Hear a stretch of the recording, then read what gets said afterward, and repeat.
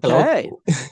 Well, um, we're starting off here. I am interviewing Oak Draiocht, who is my co-moderator on the Experiencer subreddit. And this is actually your first kind of interview, as far as I know, in a public space. But I really thought that this would be a valuable conversation for people to hear, knowing sort of like how you got involved in this, um, some of the challenges that are, that you face in terms of not just being a moderator, but also somebody who does a lot of one-on-one work with experiencers. For people who are unfamiliar with the term experiencers, it's pretty much anybody who's dealing with non-rational phenomenon, but the general accepted definition for it is people who think they've potentially been contacted or abducted by aliens. And so Yeah. this is going to be just more of a conversation because we know each other. But I thought it would be really helpful for people to hear how you got into this, and because you've gone through the ringer the same way everybody else does, but in a much more public way.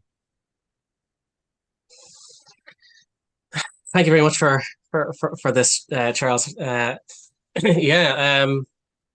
Yeah. Uh, and I just have to kind of state that, like, for a long time, I didn't see myself as an experiencer, and I think, and I noticed this with a lot of other experiencers. The great thing with the term experiencers, we're covering people that are dealing with the phenomenon in various different aspects, and more widely the conscious based system that people are in, that these kind of things can occur.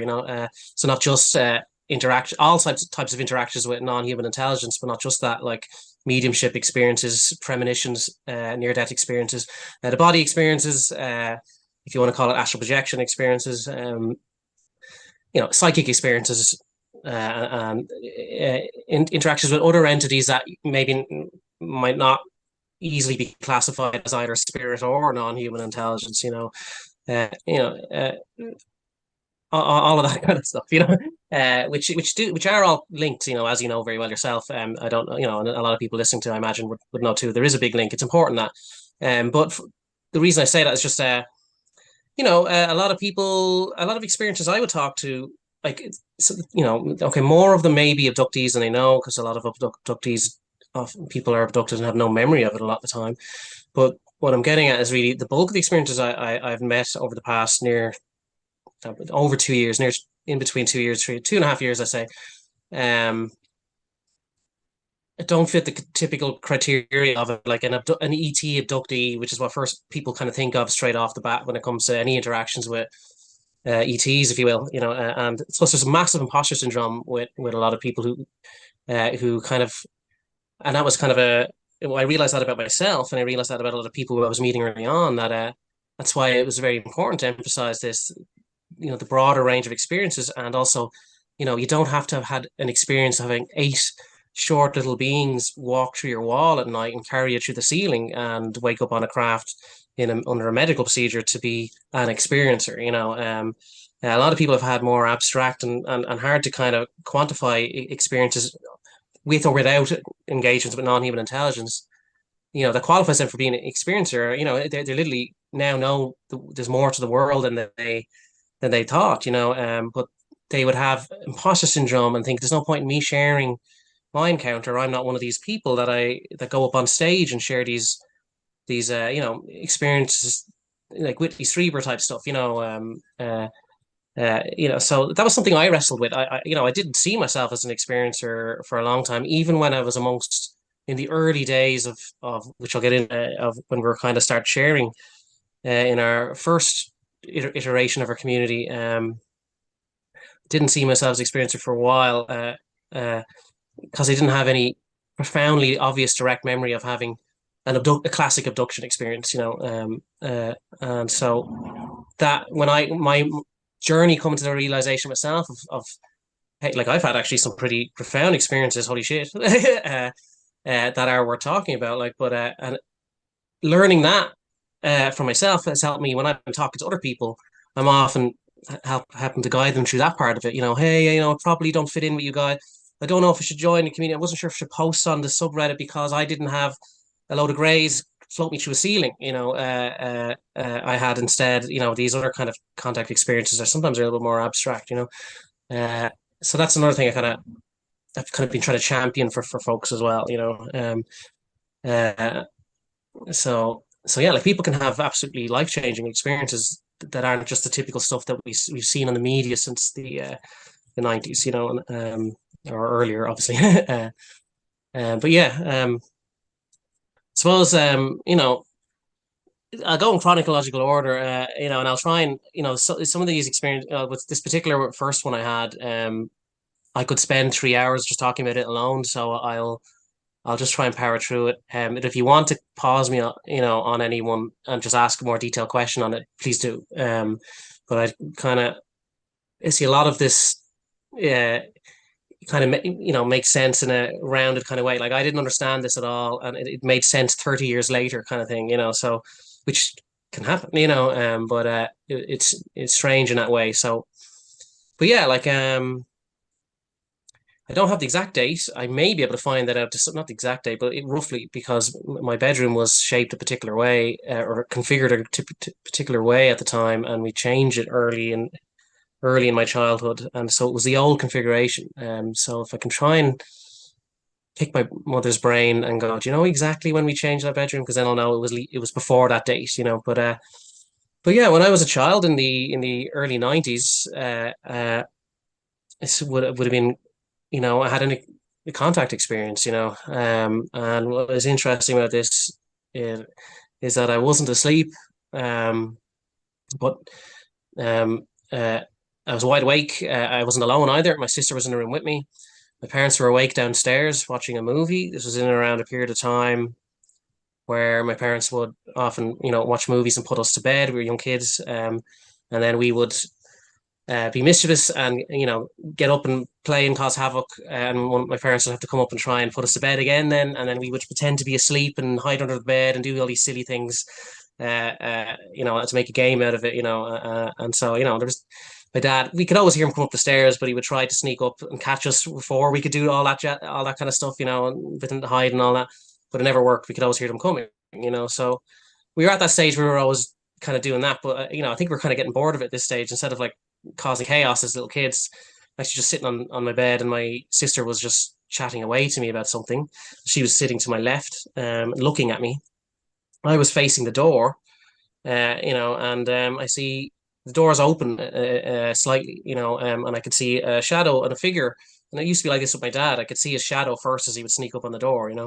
I saw a shadow approach, and I thought, oh, somehow my dad is at the door, has caught me before without sneaking it. I can't, and I don't have time to hide under the covers, pretend we were asleep and all that. Well, and I'm expecting him to walk through the door any second, but instead the shadow doesn't get big; it stays small, and it stays standing outside the door, and I can see the shadow and the silhouette, and the shadow and the silhouette are where your typical short gray, large head, skinny body.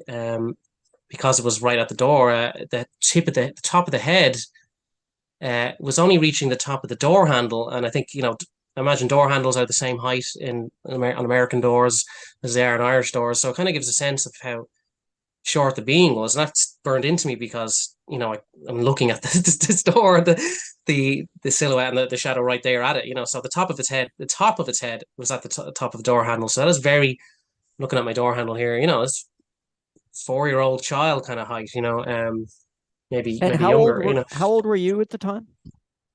So I would have been, I was born in 1985, so somewhere anywhere between 6 and 9, so roughly between those ages, so 8 or 7, maybe 6.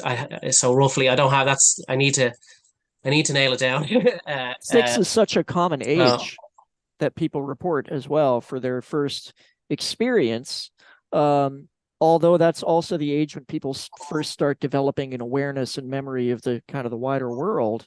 They say sometimes long-term memories start forming around that age.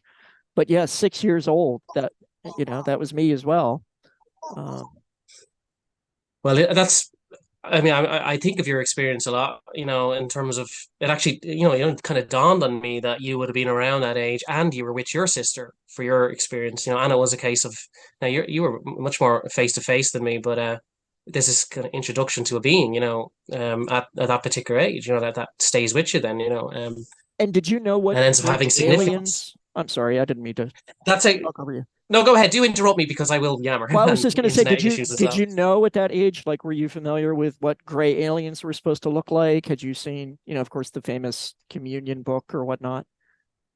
I wouldn't have seen Communion by the book cover of Communion by that stage. If you had asked me at the time to draw an alien, I would have drawn probably some more kind of, typical cartoon monster type being, However, I can't, I'd say I was aware there was an awareness in the culture of a big head, small body being associated with ETs, aliens, So because at the time I'm looking at this shadow, and silhouette, and my brain's going 100 miles an hour. I'm trying to figure out what am I seeing here. It looks like this, but it couldn't be this. I'm expecting it to turn into something that makes sense.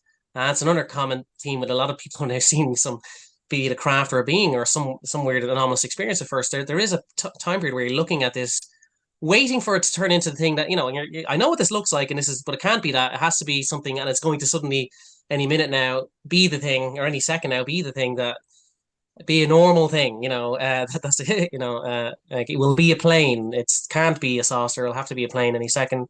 Why does it still look like a saucer? That kind of thing. So yeah, my head's running a million miles an hour looking at this. Is this what I'm, is this, am I seeing what I'm seeing? So I'm just staring at this in shock. My sister's just talking away to me, and I'm looking at it. And this only lasted at most, this experience, 30 seconds. But, you know, um, and this was this is this is a multi-layered experience. It's very, very multi-layered experience, So I'm going to kind of explain different layers of it, and I'll circle back. So the first layer is just my reaction to just the being, what I was seeing, and so I'm looking at it, and my head's going a million miles an hour. Am I seeing what I'm seeing?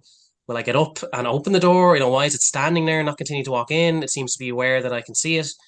Uh, you know, and it's basically the being moves away from the door then after a few, about 30 seconds max, and it's at that moment that I freak out. So the second the being moves away from the door, I freak out and I say to my sister, like, something's at the door, something's at the door. And she bursts into tears then and there because she knew I was serious, And I leaped off the bed and I sprinted to the door. I opened the door, and because I knew if I paused to think, I would never do this, but I, didn't know if I was going to be face to face with an alien, and I didn't. When I opened the door, I didn't stop to wait though. Like, I opened the door, I didn't see anything, sprinted downstairs, kicked in the downstairs door, where my parents were watching a movie, and I just started screaming at them like, please tell me you're upstairs at my door. Please tell me you're at my door. Please tell me you're at my door. It took a second for my parents to like, even just understand what I was saying, and then eventually when it was clear, they was like, no, no, it was clear that they weren't joking, that they were not outside my door. I was like, oh my God, this is, I ran upstairs again, ran into my bedroom first, checked on my sister. She was okay. Did anything come in? No. Ran into every, sprinted into every room upstairs trying to find this being, and when clear there's nothing there, I'm freaking out and crying now. My dad comes upstairs. There's an alien at my door. There's an alien at my door. And he's like, no, there couldn't have been. Kids see things. The usual kids apparently see things. And also, but then then he just said like, why would an alien travel a million light years across the galaxy to just stand outside some kid's door and eavesdrop on their conversation? Which made sense to me at the time, and I just accepted that perhaps I saw something. But I was very freaked out, and I kind of forgot about the experience for a period of time to a degree when I was young. But it had burned into me pretty much because my mother, who was an experiencer basically throughout the 90s, went through what people might call an awakening and started like becoming very interested in energy healings practices and that, and the ET question, and she had profound meditative experiences. She did have contact experiences, and I became absolutely upset. I didn't trace it back to this because in my mind, why wouldn't he be interested in ETs? But like, so all my life I've been interested in the alien question and ETs, and I would have been consuming a lot of the famous material via VHS tapes that my mother was getting and watching in the 90s, like not that age, later on, but still when I was young, so maybe around 10. Um, and I was obsessed with ETs, and I was also absolutely terrified. I had lots of, I couldn't really sleep at night very well. I would sleep with the light on. I would keep my bedroom would be very messy, and I used to kind of tell myself, well, if ETs are going to come and get me, I had a phobia of abduction. I became aware of abduction stories from these documentaries and developed a phobia of greys and abduction. And nothing else scared me. I could watch horror movies very young, but the idea of greys and abduction was my number one phobia. I was absolutely terrified of that idea, but I was obsessed with the topic. So I was fine. It was only when I was trying to sleep that would come up. Oh, these things are, could be, and then I would think things like, ah, but sure, it's just stories. When I was older, I used to say, ah, sure, it's stories on the internet. When I was that age, just, this can't, maybe it's not real. I try to tell myself these things. And then I would remember the silhouette I saw at my door. So this kind of stayed with me as something I tried not to think about, but it would come up when I'm trying to sleep and things like that. When I was when I was having a particularly difficult night, spooked about the idea of ETs, And yeah, as I said, like, I remember my bedroom being messy, and I remember thinking, this would mean if beings came in to take me, I'd wake up because I'd hear them standing on, tripping over my toys and things like that. Like, I'd have these kind of thoughts. One of the reasons I say that is I was quite floored somewhere I think in my late 20s, I came across an experiencer account. He was giving a talk, and he said the same thing, and I was just, it kind of sent shivers down my spine. But I have to say, I had no memories throughout childhood of any classic abduction experiences. I did not also suffer sleep paralysis. I did suffer frequent nosebleeds. I did have some very profound dreams that I now look back on, and with suspicion that they probably not all of them were just necessarily dreams. And then I do have my mother shared some experiences with me and all that too. As I was saying, in my journey of doing experience support, it's also been a journey for me of figuring, realizing more and more of my experiences. So when we first met each other, I did not like my feeling was I had a visitation at childhood, and then I had these other experiences which I'll go into.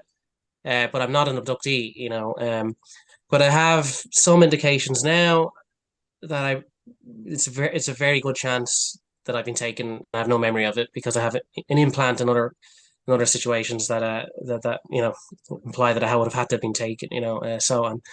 So I don't know, did I have a unconscious phobia because of those experiences? I don't know. I would have always entirely blamed them on all the abduction material I consumed in the 90s. That was 90s wasn't just all these documentaries, Bob Lazar, Betty and Barney Hill, all the classic stuff, Whitley's stuff. I didn't see Communion, but I did come across eventually, of course, that face, and I found it very creepy. But it didn't have trigger some awakening in me. Again, I did become quite familiar with grey aliens in all sorts of different shapes or forms from these documentaries that my mother was watching quite early.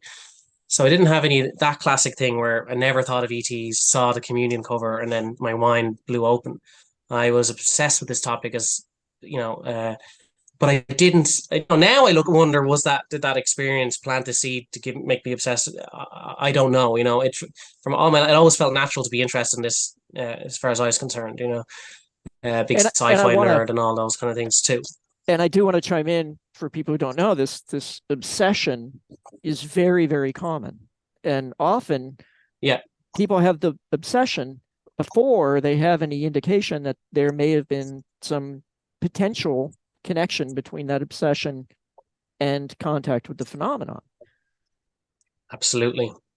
It's a very common theme. I come across it all the time in my support work as well.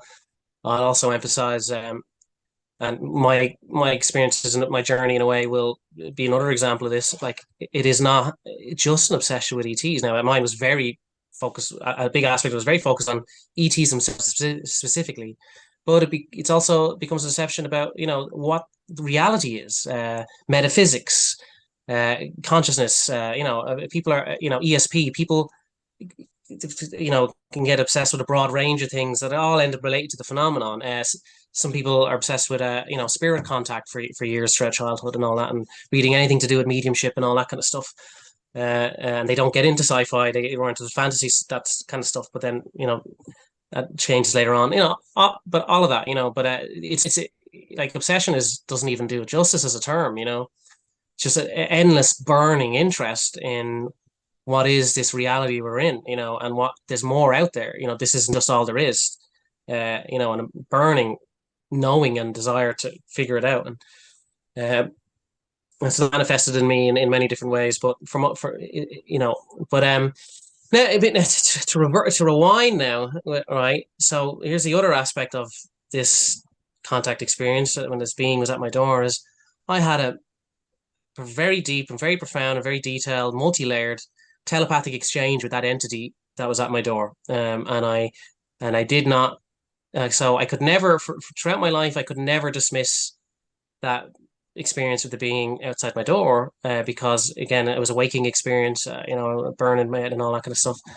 But I did bury this side of it. I just didn't believe it. It is only in my 30s that this become a very real reality for me. So just putting that out there so that I was not living my life focusing on this aspect of it. I really, most of my life, I just kind of had this thing. I couldn't dismiss the ET question because I had this experience, but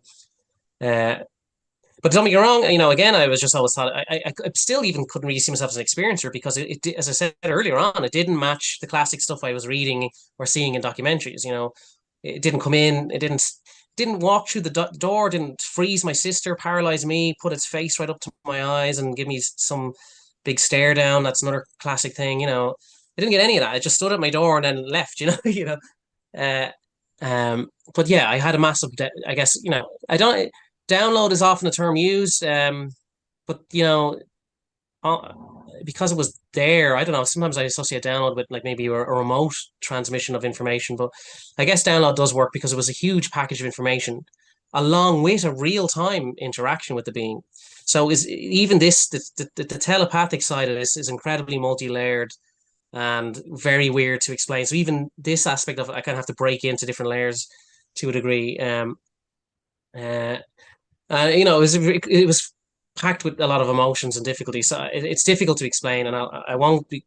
Again, I'll be 2 hours going just into this, but to try and give a sense of it. I basically experienced with this being communicated to me my future, and it communicated to me my future is very similar to how people experience life reviews in near death experiences. So it was start flooding all these experiences into me, which was my own experiences from the future and other people's experiences around the same time frame, and other beings observing these experiences in a way, or observations and thoughts, and it was a big jumble of stuff. And it was I had my and it was also like when I was having this interaction with this being, it was like I was split into two.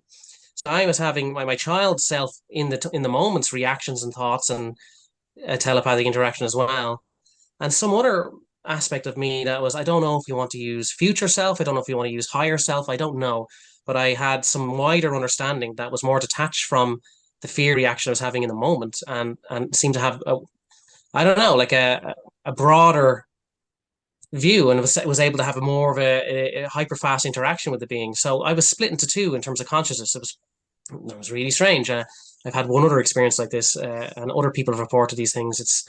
I don't fully understand it, but it's a thing.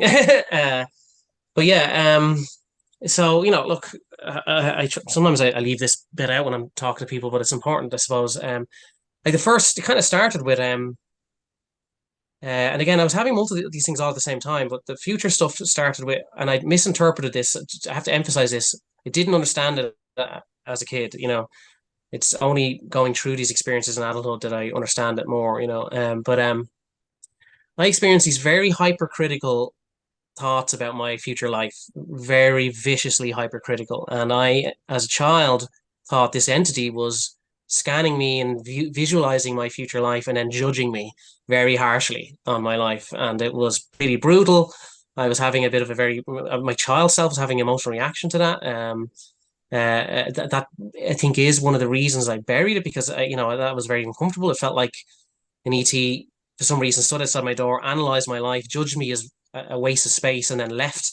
And and I didn't try to think of the rest of the stuff, because that was so emotionally difficult as itself. And when that ended, one of the reasons I leapt off the bed at the time was not just, oh, this entity is real, but in my mind, like, I was having this kind of thing, and my entity moved away.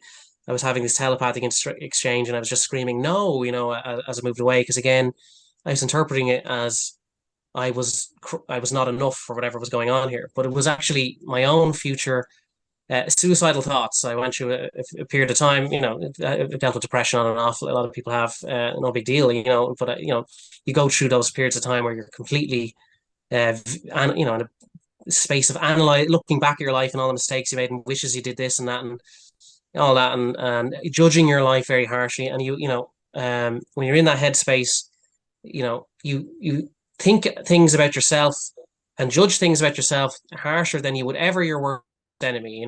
Most people would understand that. So I was experiencing as a child my future self's horrendously unfair judgments of myself, in my life. So it was my own thoughts and my own like very dark suicidal thoughts that that I was being transmitted to me by this being, and as a load of other things. It was just that was one flavor that then showed a whole other range of different things.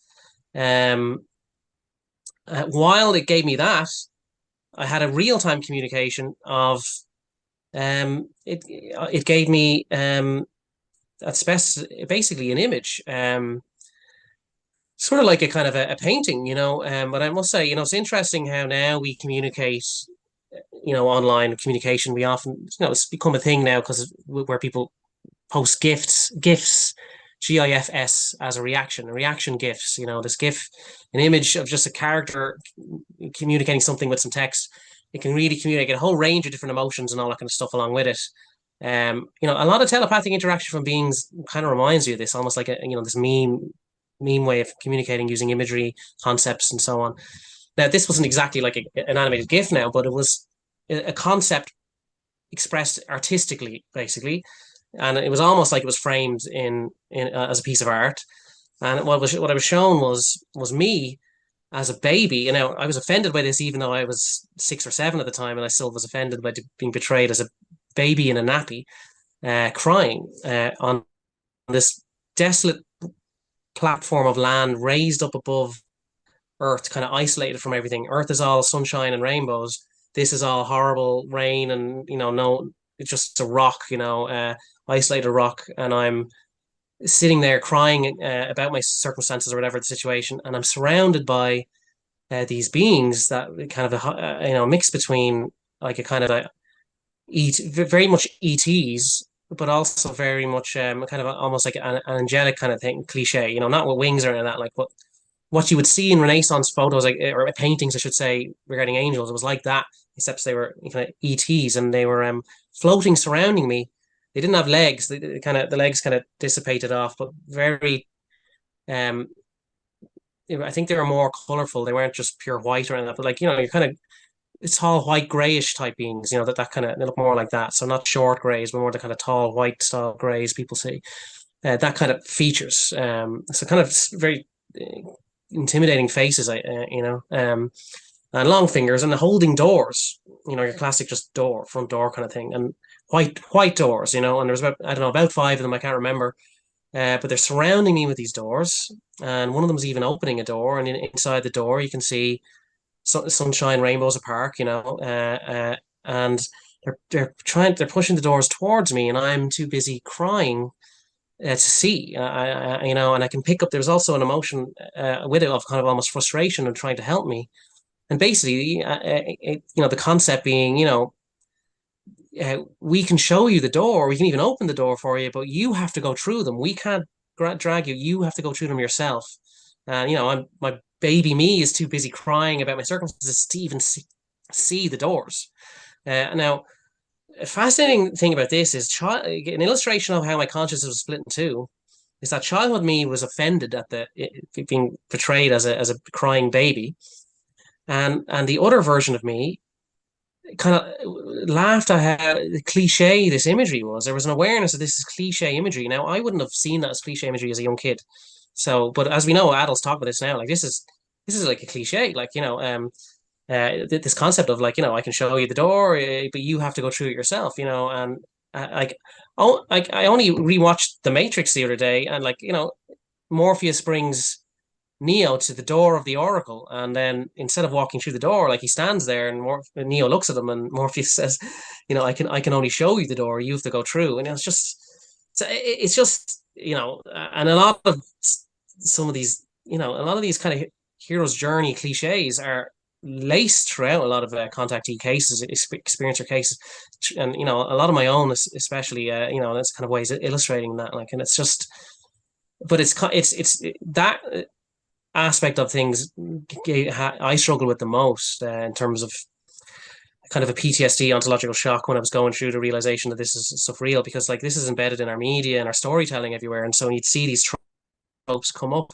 the fact that I experienced a number of these tropes firsthand gave me, I was very stressed about that. I had very, I'm okay now. I wouldn't be able to talk about this otherwise, but that was part of the stress. Is like, how can I ever share these? They just seem like it's just such a cliche. Like it just seems like such a joke. It seems very much like a human narrative, or human storytelling narrative. So it's very interesting that these entities, these beings, communicate to us in that kind of, like an oracle in your typical story, or a guide being in a typical story.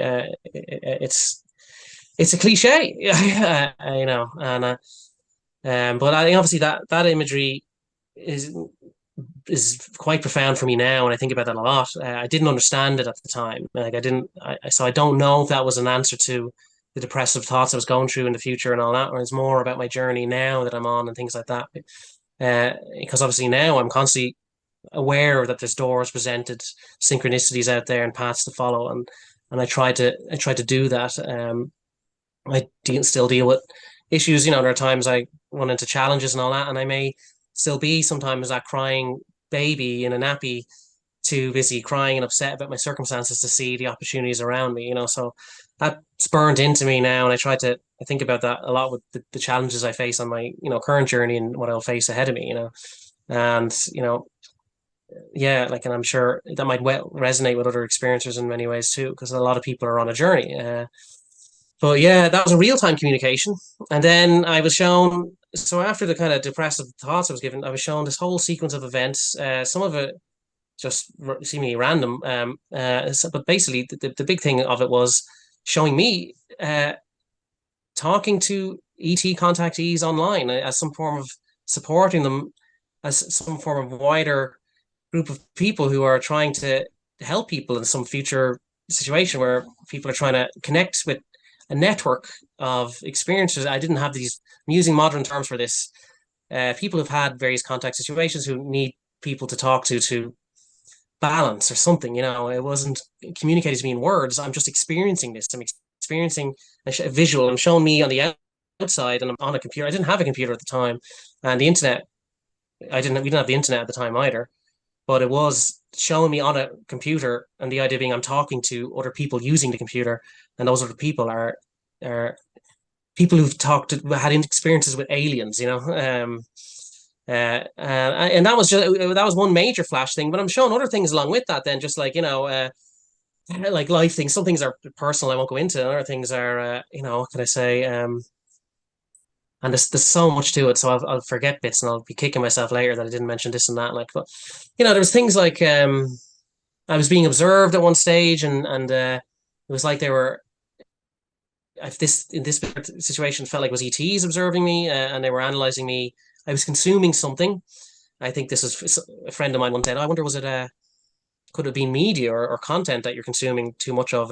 But it was definitely food, I think, of some kind. And I could see me opening a drawer to get it or whatever. I don't know what it was. Obviously, this haunted me when I realized all this stuff was true. I have to just kind of live with that now. But they were disappointed that I was consuming this thing, and it was like, oh, it's like they were measuring something regarding me, and having consuming this thing just lowered me on some sort of measurement system. You could translate that now into modern woo language as, maybe this was lowering my vibration or something. I don't know, or inhibiting my ability to have telepathic contact. I don't know, but there definitely was. I could feel this observation from ETs looking at me, going, "Oh damn, he's isn't saying that," but like just "Oh, he's consumed this." Not judgmental, just very neutral, but just an analyzation kind of thing. So that, when I also realized all this is true, I mean, every time I put sugar in my coffee or eat, I was just like, is this the thing they were pissed off about? I don't know. I have tried to reduce sugar more recently, but still. Look, there's so much. What the hell? A huge aspect was, and I was given, this was experiences and concepts and feelings. So there was a feeling of massive connection with people, friendship, and all that kind of stuff. I didn't understand that, like just people I'd know. I didn't understand that. Uh, uh, um, yeah, so Well, I'll be kicking myself. talking about Yeah, go go ahead. ahead. Well, talking about the symbolism that you got, one of the things Mm, that comes up over and over again with researchers of the contact phenomenon, like Jacques Vallée, is discussing the link with our consciousness. That when we engage in interaction with the phenomenon, it's not typically just on a physical level. Sometimes it's not at all on a physical level, it's on a psychological level. It appears to be using psi. hmm And, if anybody is aware of remote viewing and the work that was done on that by the CIA for, over 20 years, and they appear to potentially still be utilizing it. One of the things that came out of that was they said, they get things in symbols. That's how a lot of stuff seems to be received or interpreted by the brain. And that's not even necessarily being communicated. Maybe it is, but it's just the way our brain seems to fundamentally receive information is in a symbolic way.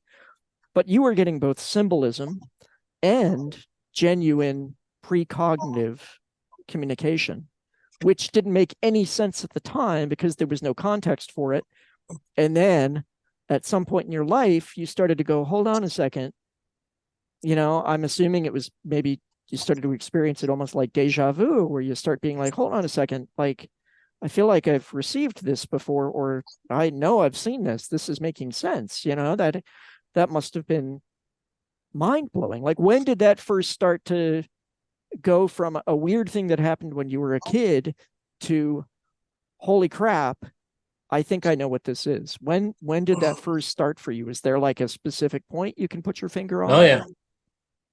yeah, yeah. So I have to add, like, I also so with this, it was hard to see it as precog since this was the being doing this to me. So it's almost like these beings like seem to operate outside of time. But I did have other, especially throughout a period of time, but between 2011 or so and 2020, I had other contact experiences that were basically like precog. And I know some of them were like communications. It's easier to think of it that way in a way. And again, but this was in dreams, so I was asleep, going through particular situations and all that, and I would experience this very profound dream again with concepts and all that, where I would experience situations from other people's perspectives, and then it would accumulate to me basically again showing me in the future working with experiencers, basically. Long story short, and again. I didn't believe it. I didn't believe that aspect of it, but I had numerous. A lot of these I did dismiss as dreams until they came true as well. But there was one in 2020. I can go into that. It's particularly significant that at this stage, I knew there was something more going on than just a dream. But we'll just want to touch on the download one other time. And another weird thing about the download is I also did have a communication with the being that was a bit more verbal, where it was like, my childhood self was a little bit like, oh my God, are aliens real? Or I want to get on spaceships and have a Star Trek like experience and all that. And I got a very much a you wouldn't be able to handle that, and I was very offended at that, and that's haunted me a little bit because I would like to be able to have more face to face contact someday, and this idea that maybe I'm not able to handle it, that's kind of stuck with me a bit. It did show me some of my future experiences, which my childhood self deemed crappy because I'm not flying around on a ship. It's like that's all I get. That's that kind of thing. And I was shown like a future potential thing as well that hasn't happened. But I also, what was it? There was one thing. Yeah, I was also like when I was trying to psych myself up to go to the door.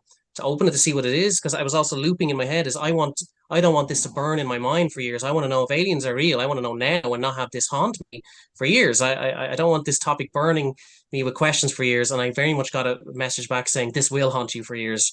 And now it wasn't. It was very neutral. It wasn't teasing or anything like that, but it was very blunt. And that bothered me. I laugh now because it did, but now I have answers. But that really, I didn't like that at the time. So I had that happening along with the concept stuff and the emotional transmission stuff and symbology stuff, which I struggle with that. But yeah, you're right. The symbology stuff is throughout all this, and it's also with mediums. Mediums, when they have spirit contact, often get icons and symbology as part of the transmission rather than direct words. And I will say, look, even though this being, I did it wasn't word, it wasn't spoken words. It was a concept that I then translated into, you will worry about this in the future, But yeah, it's just, and I'll also just, one last thing on the download is I wasn't sitting there, it wasn't like TV where you're sitting there going, oh, I've got all this telepathic information flying through me, and this is like, it felt like a daydream. Like I'm a daydreamer. I drift off, it's have concentration issues and things like that. It felt like I was looking at the shadow and daydream for a few moments while looking at it, and all the stuff flowed through my thing. But it felt no different from when you're in school and you daydream for a few moments. Except there was so much information, and emotions with it, but there wasn't. I don't know. It wasn't some like TV version of this is clear telepathy, Yeah. So that was another reason it felt natural, I guess, is the what I'm trying to touch on. Now, this is a big thing for a lot of experiences, ET and otherwise, telepathy in general. It feels a lot more natural most of the time, anyway, for most people, than you would think from sci-fi, I guess. And that's another reason why imposter syndrome is huge about a lot of these encounters, But anyway, sorry, I just had to add that one. But yeah, I had a numerous. I was just going to say, Thanks. I think that's an important point. Again, remote viewing. If you study the research, Joe McMoneagle, he was the CIA's remote viewer 001. He was their first one and one of their best. And their program never really got above 65% accuracy with, now sometimes they would get everything right, in a viewing. Other times they'd get nothing right. But what McMoneagle said was, even when they got it wrong, they couldn't tell the difference. And it all came through as if you're having your own imaginative thoughts or creative thoughts. It's not like you're getting messages beamed to you. They don't seem weird. It's just like your normal brain kind of wandering. And then when they investigated it, they were like, oh, well, it turns out that brain wandering was accurate information. Sometimes incredibly accurate information, sometimes about stuff in the future or the past. So for people who just aren't familiar with psi and how that's experienced, that is consistent across all the different modalities with remote viewing and mediumship and, psychics and things like that. They're not always right. The senses are often vague. They can't tell the difference. This is one of the reasons it's so controversial. So anyway, I wanted to touch on that. I think it's please, very important. Yeah, I'll just add a little bit to that. This is it ends up touching on when you experience these things directly, and again, it touches on this idea that we are receivers of consciousness. Our own thoughts are not generated from our brain, but we're receiving them in a way. We're the receiver of our own consciousness, and then plus other things come true, and that's why it just feels just as natural as our own thought stream. It's like we're radio receivers. In my opinion, we are consciousness, so we're the consciousness, and these are just the containers for it. So I don't view myself as my body just receiving something. I am transmitted into my body, I guess, but I am that information that's being transmitted, I guess, in that respect. And I suppose out of body experiences and near death experiences, kind of, and maybe astral experiences, if you will, emphasize that too. People are outside their body and they're having their consciousness, they're having their conscious experience, without having to be in their body, so it kind of, so I think this is all, my feeling is this is just natural and it's part of nature, and it's another reason why it feels quite quite you dismiss it as your own internal stuff, and it's a big thing a lot of experiencers deal with who are trying to develop psychic abilities and telepathic skills, is differentiating between their own inner stuff and then when it's an actual external separate to their own conscious communication, and that there's lots of ways to get better at that in time. I suppose I should note, just for people, other experiencers listening or people curious about it, not like I will say there are interactions out there with non-human intelligences where their telepathic interactions is a lot more blunt. Sometimes it seems technologically enhanced, so a very domineering voice is heard, sometimes metallic, robotic, sometimes not. That is very clearly not one's inner monologues or whatever, so it isn't always as like that either. There is that what people might imagine kind of thing does kind of happen. It seems, I think, there's a different mechanism at play for those things, perhaps. Again, I said technologically assisted, but so there's those two, I just want to make sure I'm not invalidating that aspect too. That does exist too. Yeah, I suppose, yeah. So I had a lot, various different premonitions that ended up coming true. But there was one particular one, 2020, that kind of sets the stage for when I started, awoken, I guess, to these things. So I'm someone that struggled to find his place in the world in many ways. I never landed any particular long term career. I bounced, I have a degree in multimedia, and then I worked in IT for a period of time. I've dealt with various health issues and all that kind of stuff. Struggled a lot with like trying to find myself and an identity. I'm X who works at X. I've always bounced around, could never really directly find myself. So I had a lot of insecurities and shame about that. I decided in my 30s to go back and I always wanted to become an animator, and I went and worked on a degree for 3D animation. And so I was doing that throughout my 30s, a 4-year course. So I was 35, I'd say, yeah, this is 2020, 35. The summer 2020, I was working on my final year animation, making it myself from scratch, 3D and all that kind of stuff. And I was struggling, I also juggled with ADD, and it's a huge topic, but I won't go into too much. But that this comes up, neurodivergency comes up with experiencers. So this was my, I'd only gotten the diagnosis in my late 20s. So this was kind of me, oh, now I understand why I struggled, all blah, blah, blah. So now that I know this, I should succeed like in this. And I was very frustrated with myself that I was not meeting my own standards in this final year animation, getting things done as quickly as I would like. So went through a particular crisis one day that summer, feeling like I was behind. And if I don't pull this off, I'm now 35. This is my last shot to make it in the career of my dreams, kind of thing. If I've failed my life if this doesn't, and et cetera, et cetera. And I was very stressed some particular day, and I went to bed in massive distress about, my life's probably over, blah blah blah, all that kind of stuff, and again, I got this profound experience while asleep. Definitely some sort of coming from what feels like a female entity communicating to me. I got again a mixed bag of experiences, experiencing myself in the future again, but also a kind of a communication that said something like, everything you are stressed and worried about right now, you will not care about in a year's time, and which I kind of fought that idea because because I want to be an animator, in a year's time, hopefully I'll be in a job. And then I was shown, but I had very low self-esteem, massive social anxiety, things like this, right? At this stage still, but I was shown, I was given the experience of my future self with where I'd be proud of something, had people come to me for support and be in a leadership position and have this kind of confidence, having achieved certain things that I'd never experienced in my entire life.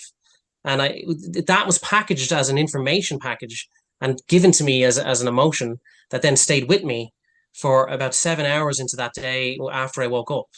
Like it was a gift, freed me from my massive anxiety and self-hatred for about 7 hours, but I must say then after a while I kind of went, I have to worry about my animation. This is ridiculous. But it was because of that I knew this was not this was more than this was maybe a contact experience, but of course you still laugh at this idea. And one of the main reasons I laugh at it is because what I was shown, what I should be confident about again, and all that was me on the internet all night on the internet talking to Americans about aliens, and when I'm going to sleep stressed about trying to find myself some form of normal, successful life in the world, that is not on paper what is considered a successful life in Ireland.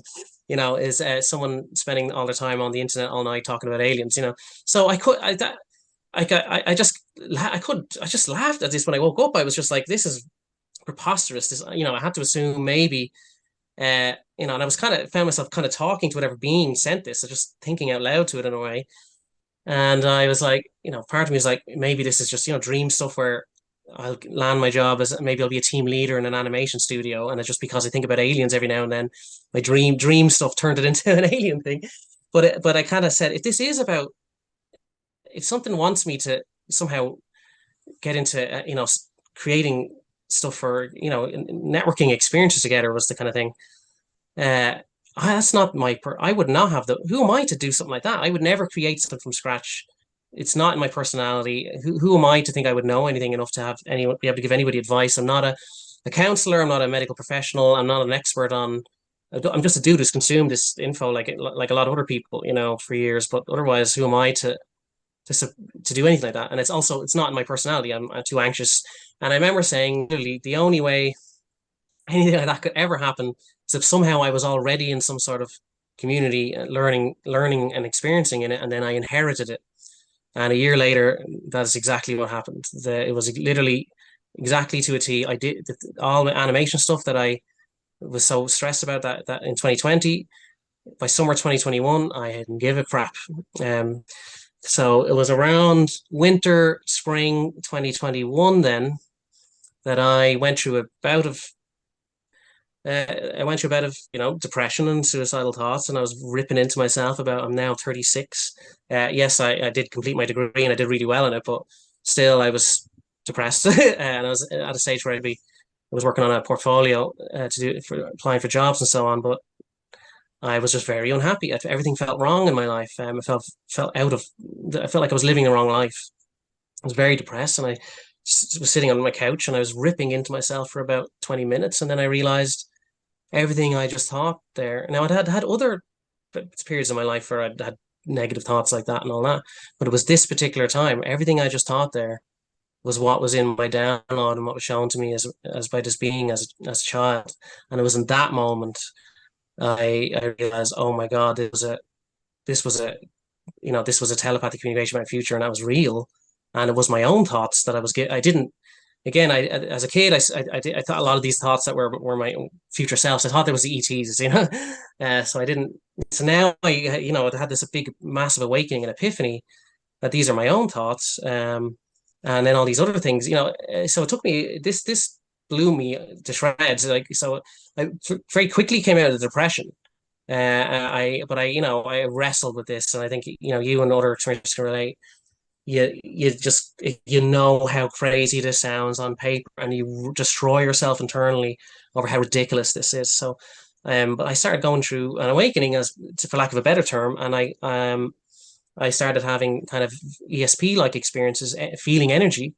I could kind of read energy off my girlfriend and things like that, and I could kind of had these moments where I'd be out with her, and suddenly got this massive energy wall of "Don't cross the road right now. Wait a few minutes." And I'd go into a kind of panic. Look, something's happening. You can't cross the road just now. I have to wait a few moments. Okay, now it's safe. And then we did. And now nothing obvious happened. No car, blah, blah, blah. But it just felt like if I walk cross the road in that time, I'd be in some timeline where something bad like happen. I might get injured or mugged or something like that.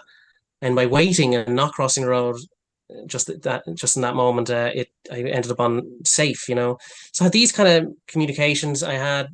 Then this is I'm embarrassed to say this, but I'll say it anyway because I guess it's important for people to know.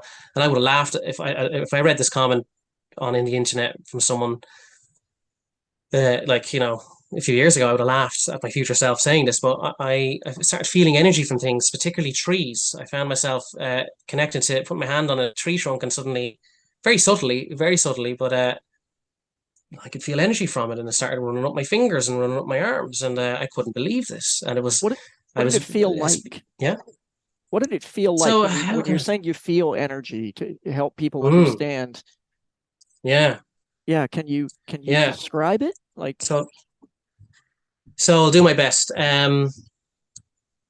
So, um, there's a sense, a very subtle sense. So if you're really tuned into your own senses, so like like we go through various different feelings of energetic responses to things, or just bodily responses to things.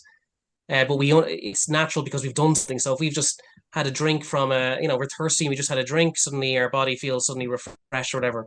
Imagine I could trigger an experience like that in you without you having, having a sup of coffee, the smoke of a cigarette or something, or a refreshing drink, the quenching of thirst and all that.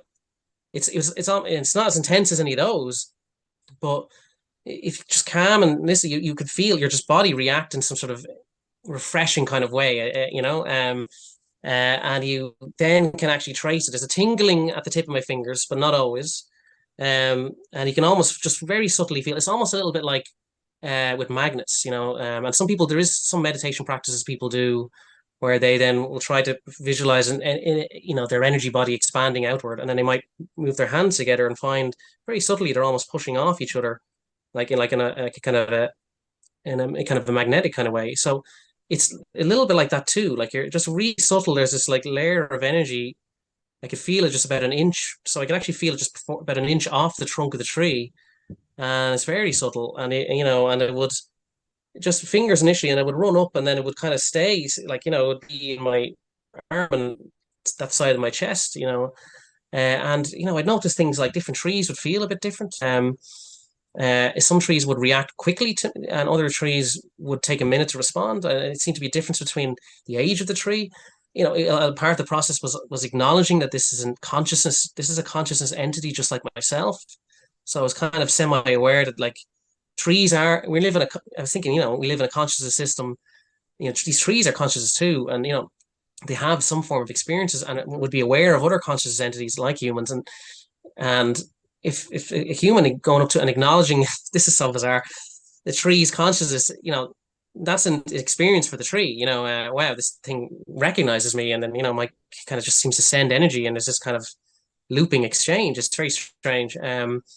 And I would notice, I was so I was just emotionally overwhelmed by this because it was beautiful. I went, 36 years thinking stuff like this is a joke. Now experiencing 36, I was actually angry as well. Like this stuff is real. It's almost about just kind of like it, because you can't. I don't know if there's any way of proving it. But you just have to kind of give over to the experience and do, chill out on the rational mind to a degree and allow yourself to kind of, you know,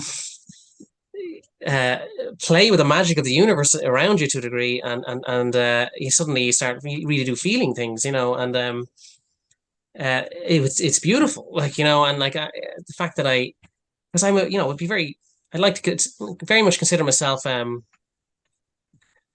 a rational, scientifically minded person. If you can't prove it with the scientific method, it's not real. I was that type of person for a long time. Obviously, going through these contact experiences, I realized, wow, we have it wrong.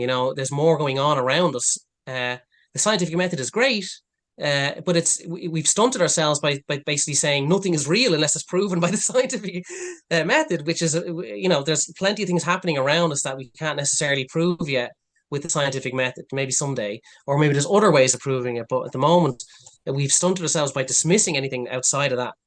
Because there are things going on that we've all experienced, and that fortunately we aren't able to just bring into a lab and prove with the scientific method. But it's been life enhancing to realize this. And that, but I say that still as someone who is a fan of science. And I think we've talked about this. The woo, if you will, like the woo is a way of making fun of this stuff.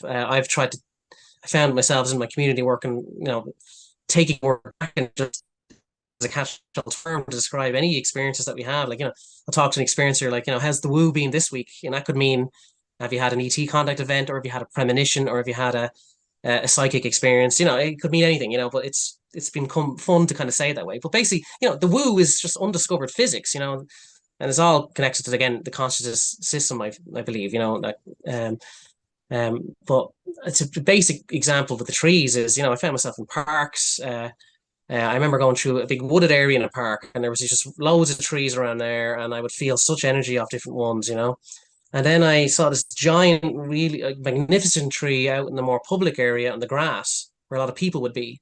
And I went and I thought, oh, I gotta, let's connect to that tree, and that should be interesting.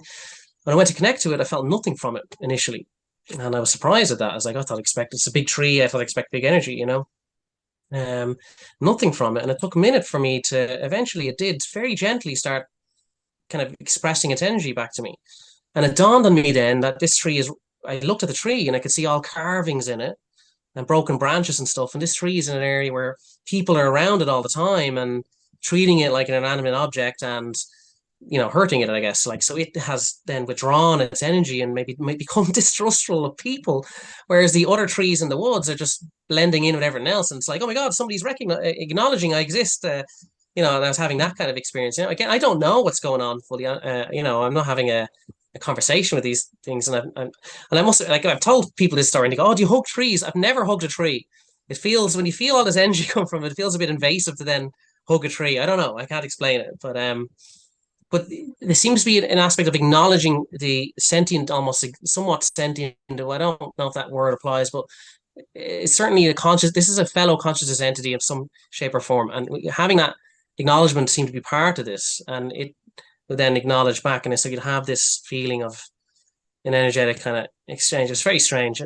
But at the time, I was living in the city, in Dublin City, and I was living in a built up suburb, so I wasn't near a park, but there was trees built. So I'd go for walks every now and then, just looking for excuses to kind of connect to these trees, because I was just so blown away by this. And I could only touch them for a second. I would look very weird going up to them, in a public space. So I do things like, right, well, I need to cross the road here. I need to connect to this tree, so I'll pretend I'm crossing the road and putting my hand on the tree to look like, so I look normal, still connected to the tree. But it was just wild, and it was also a way of, when you're having kind of experiences that are very hard to define, of feeling any, but when my girlfriend is a very creative person, and when she just becomes alive and she's being creative, and I started feeling her, like, almost like her aura of some kind or something. Like, she'd walk into the room and I'd be super busy, whatever. And then suddenly I just feel this wave of energy, and I could tell, you've just been creative for a few hours up there. I can tell. And she was dealing with me going through this kind of awakening. And early she was a bit disturbed by it, like, and she couldn't deny it. So actually she had a very interesting reaction once where she lied to me. She's like, no, I wasn't. And I was like, which upset me at the time, because I was in that stage of, is this real or am I crazy? So Yeah. me feeling that she had been creative and looking for that confirmation because my sanity is on the line, and then her going, no, it wasn't, and then we ended up in a bit of a back and forth, and she revealed, yes, okay, I was. And I was like, why did you do that to me? Kind of gaslighting me. And she kind of said, look, for me, it's like, it's weird that I don't have privacy. Like, you can read me, now, and it's quite strange for her. So she was getting used to things too, that kind of dynamic, but going out and connecting to the trees was a way of this is real. Like, if I go out and I suddenly feel energy from a tree, this is real. This is, it's not in my head, so it was I was kind of doing that also as that kind of of a way of, it was one way of kind of having an experience that I wasn't just at the mercy of. I found myself at the mercy of all these different kind of woo experiences, and another one I had at the time, again, I had a premonition then one night that I was someone in an online community, and then they would die, like, and that was very difficult. And I experienced me talking about this to people, and that did come true months later, but I had that before any of this stuff, community work, started.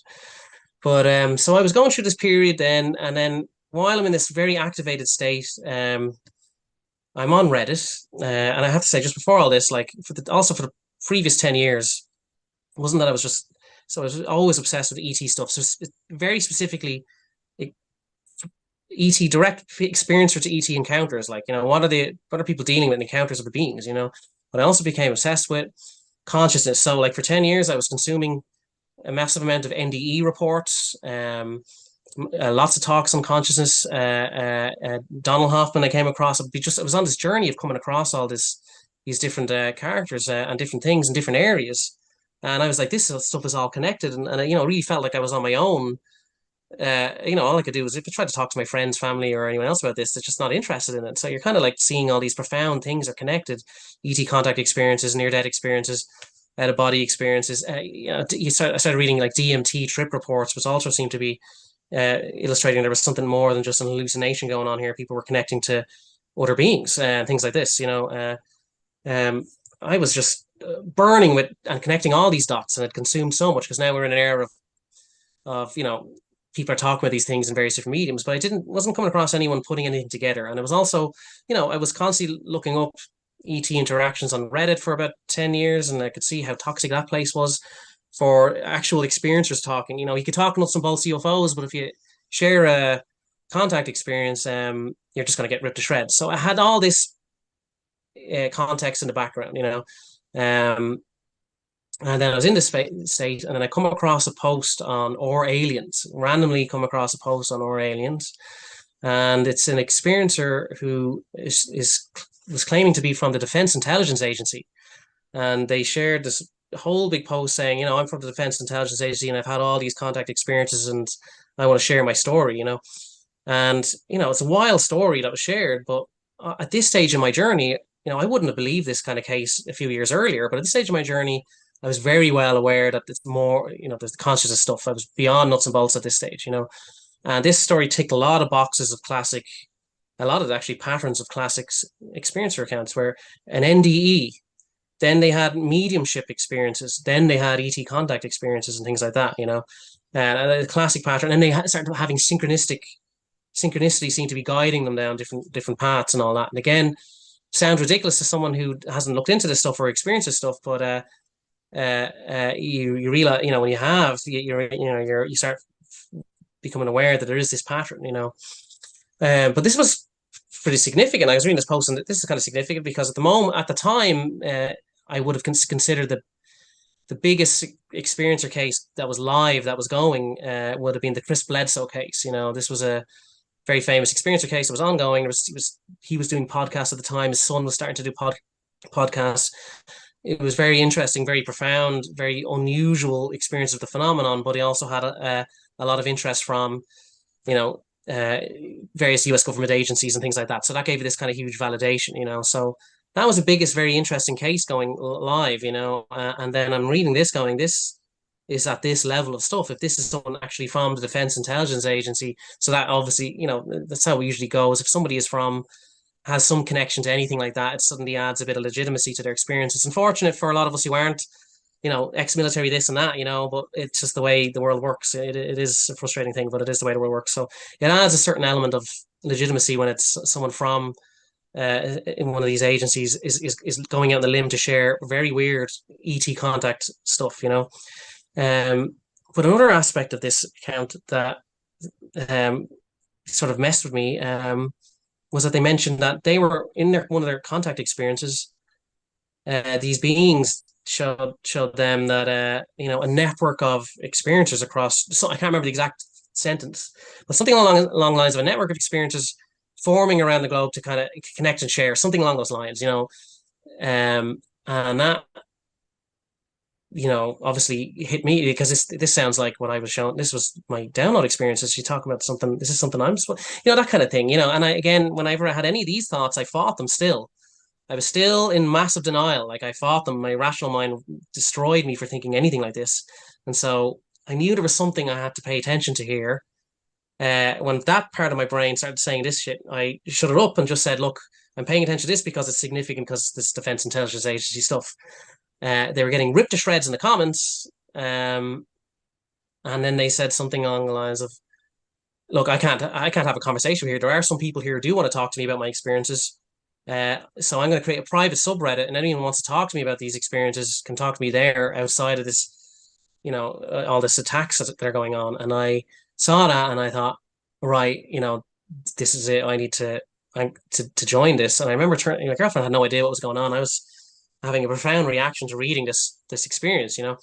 But I remember turning around to my girlfriend and saying, I'm going to go full woo. She had no idea what I meant, but the point I was kind of making was like I was going to try and stop fighting myself as much as I was internally, and kind of just give in to the flow of this I still didn't believe I would. I wasn't thinking, I have to say, oh, I'm going to eventually run a community. I still was denying all that, like, but I just felt like I was being pushed along a path, and just wanted to follow it, So this is awkward too. Is like I had to, create a username to join it. I wanted to create a brand new Reddit account for this, and there was something. I had massive anxiety attacks the whole day trying to come up with a username because every name I made, I had some overwhelming sense that it was wrong. Uh, and my girlfriend didn't understand. Like, why just make any throwaway name? You're only joining a silly little private subreddit. Like, so what? Like, you're from, just why are you panicking over this? And I couldn't explain it. But there was some knowing drive me that it had to be the right name. And when I finally settled on it, like Oak Draiocht, Oak, it was connecting with trees and things. But I got it's really cheesy, but I got, I heard all these voices calling my name, again, in a very, some American accents from the future, and some sort of incident where we're all talking and people are trying to support me through a situation and were thanking me for their help, kind of thing, referring to me as Oak, and when that popped into my head again, I thought it was very cheesy. I shoved it out of my mind straight away. It sounded just absolutely stupid. I was very cynical about this kind of thing. It just sounds so. I know how this sounds. I'm embarrassed to talk about it now. It's easy to talk about now because that actual experience did come through about a year and a half later. Well into my journey of supporting experiencers, I went through a very difficult time where I was thinking of like giving up this work, and a load of different community members who I'd helped over that period of time were just outpouring of support to me, and one of them started saying something, and I actually nearly went white at the time, because this was what I heard when I created my name a year and a half earlier. Really weird things like this are all throughout my experiences, and it's very weird, for me. Can I But interrupt yeah, I you? created, yeah, Because yeah, speaking of please. weird coincidences, synchronicities, today, for the first time ever, I was thinking about how I ended up using the name that I have on Reddit.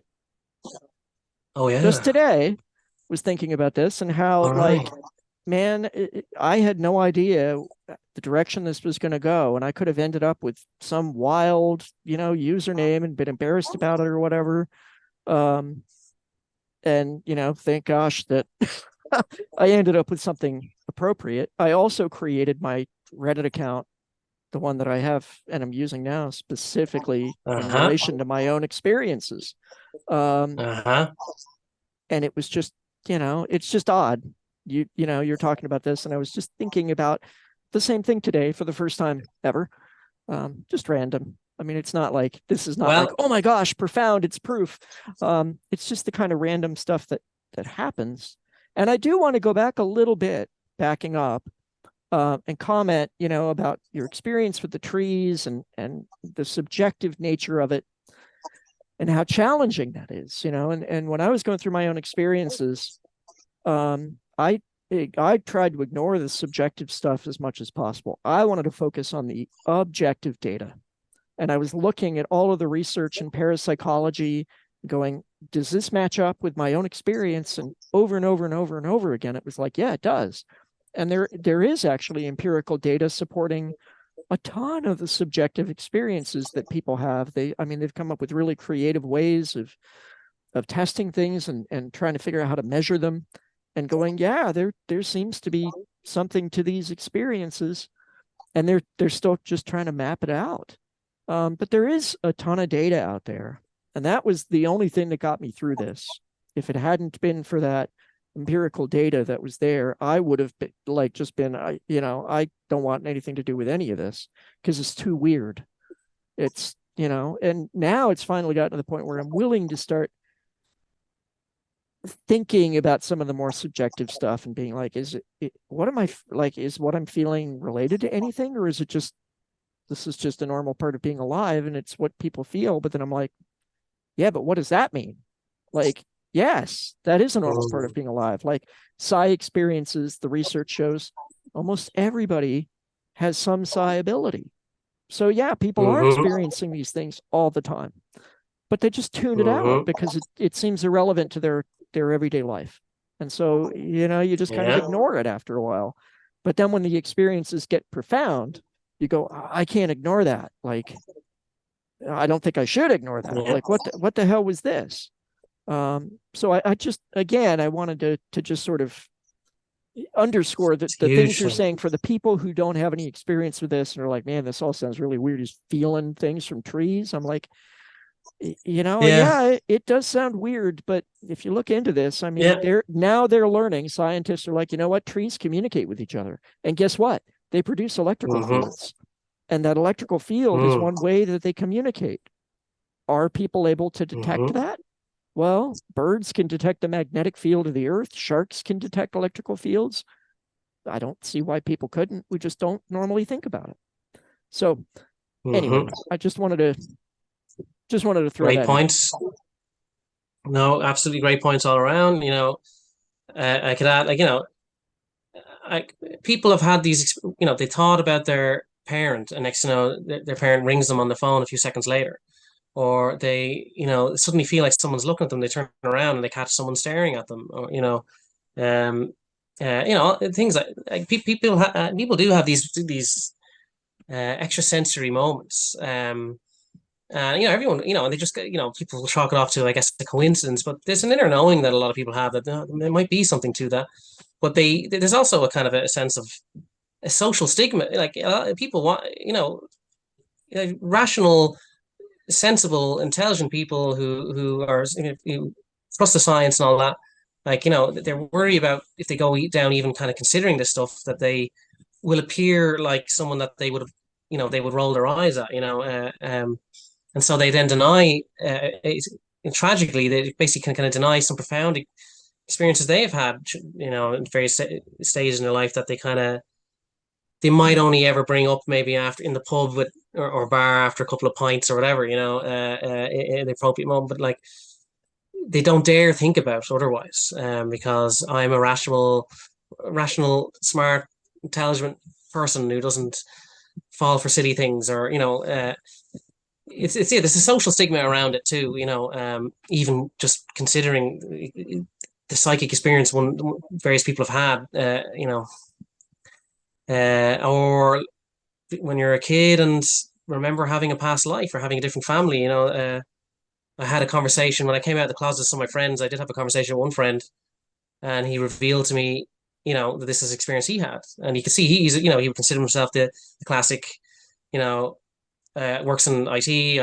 I demand proof before I believe anything, and I don't want to be seen as entertaining any ideas that are not, you know, uh, the consensus reality, I guess. So he was like kind of criticizing himself for ever believing that as a child, and I kind of had to tell him this is a thing. Like, this is there's a lot of kids around the ages that he referenced, reference they kind of remember their previous family, and then the memories kind of drift away then by the time they hit 8 years old or so.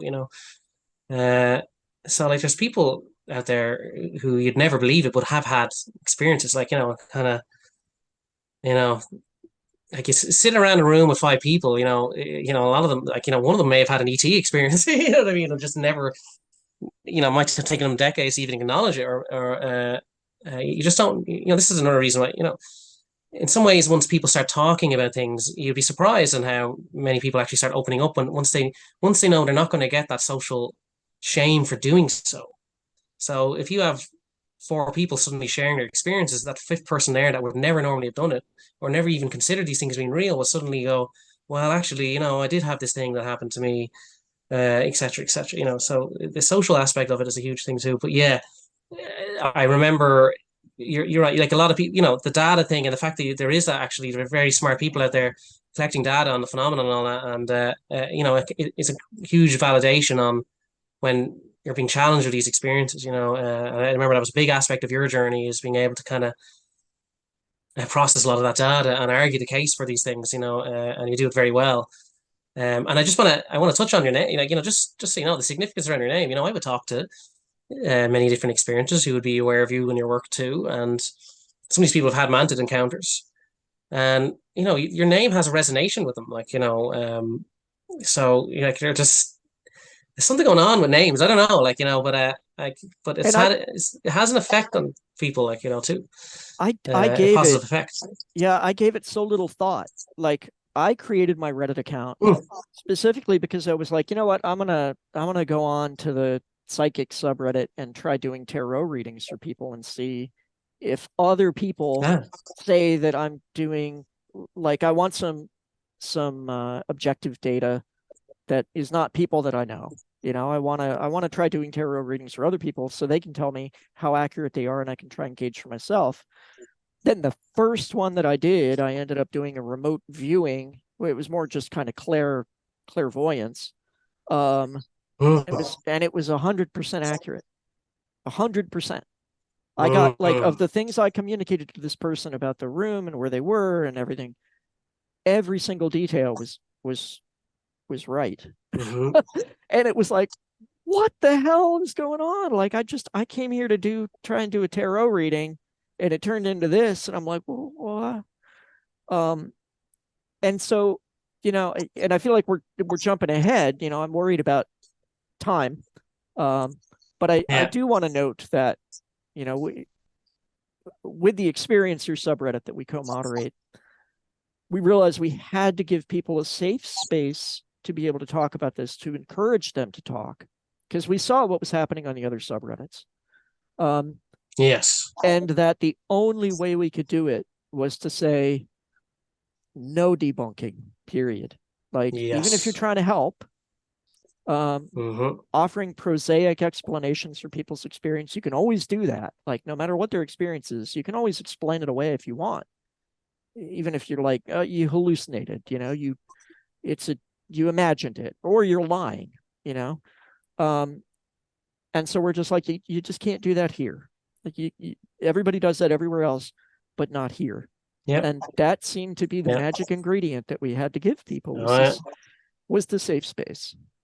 But anyway, I Yeah. feel like I'm jumping ahead a little bit. That's very This important. is this is not Well, it's my very interview. relevant. This is yours. But Well, we were shared. We have a shared story. Like, so, I will do my best to fly through this bit very fast. Because this is where we, like, again, the point being is, like, the imposter syndrome and how we kind of almost went through training to do what we do now. Through the just bizarre group of people coming together, through bizarre synchronistic sequence of events.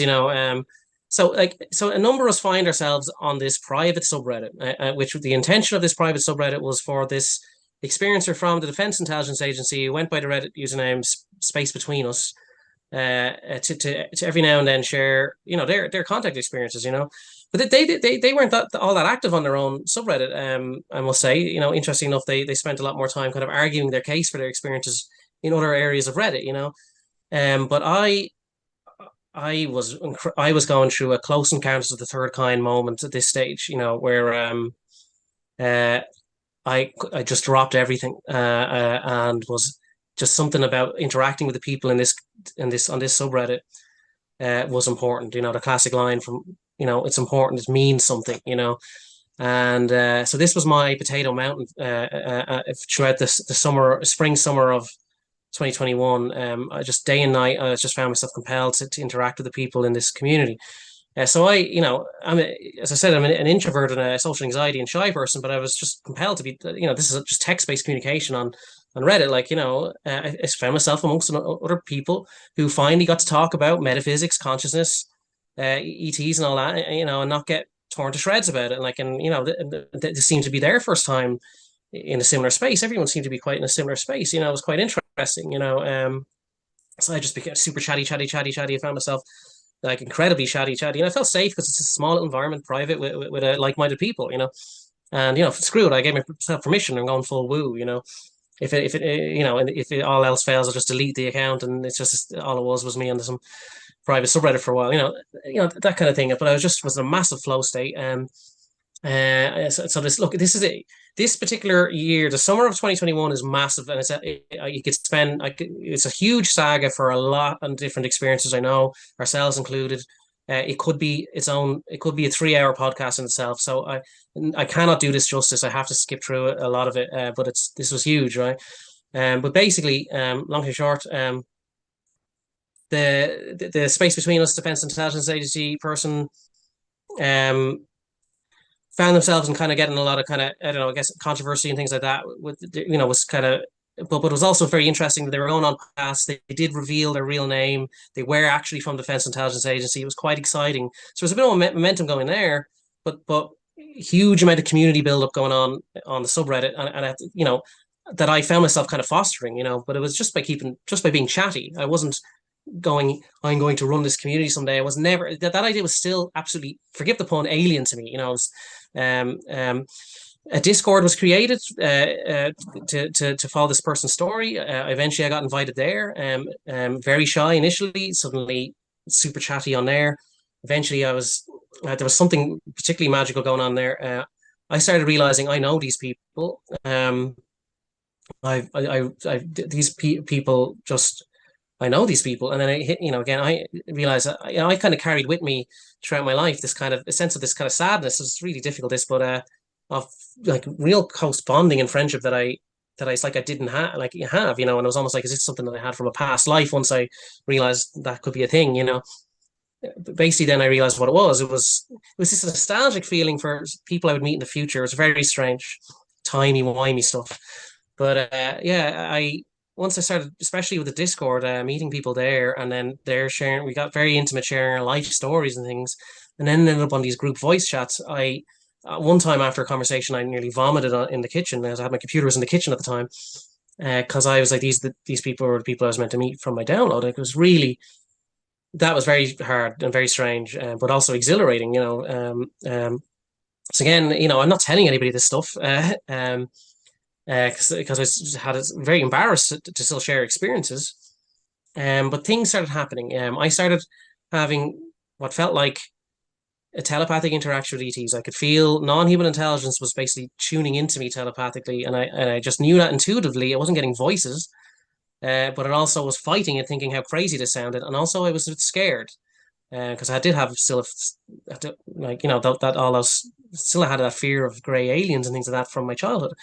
Um, I started experiencing things like ear ringing. And even though I'd studied experiencer accounts for years, I'd never heard of anything to do with ear ringing be associated with it.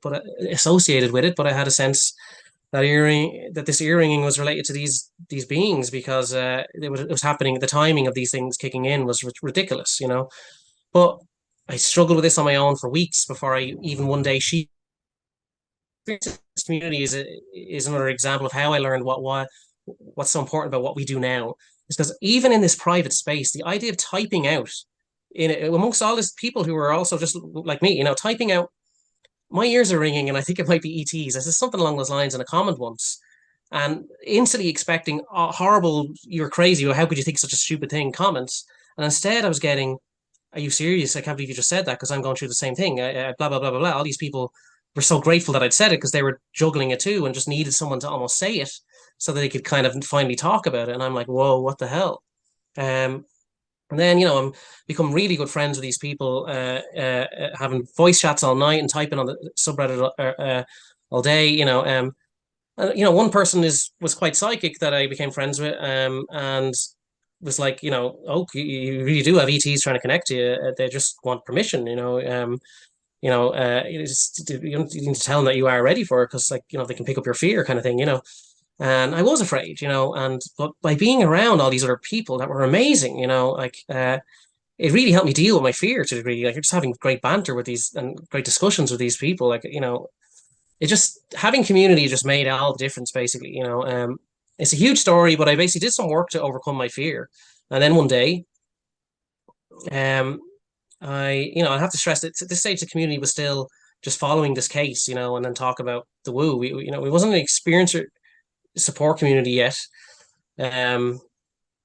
directly like that. But one day, this person had never seen Close Encounters of the Third Kind, and I was saying, you got to see Close Encounters of the Third Kind, and they said, well, if I watch it, you have to then, talk to your beings like you've been ignoring, and I went, all right, deal. And then one day they basically said, oh my God, I watched it, it was amazing, blah, blah, blah. And I was like, oh, I'm so glad. I was like, you have you now. No.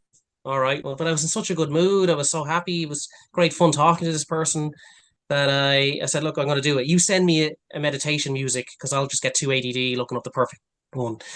So you send it to me, and I'll just use that, and I'll I'll give them permission for contact, kind of thing. I did, and they did, and so I went upstairs. Again, I'm living at the time. I was living in the city.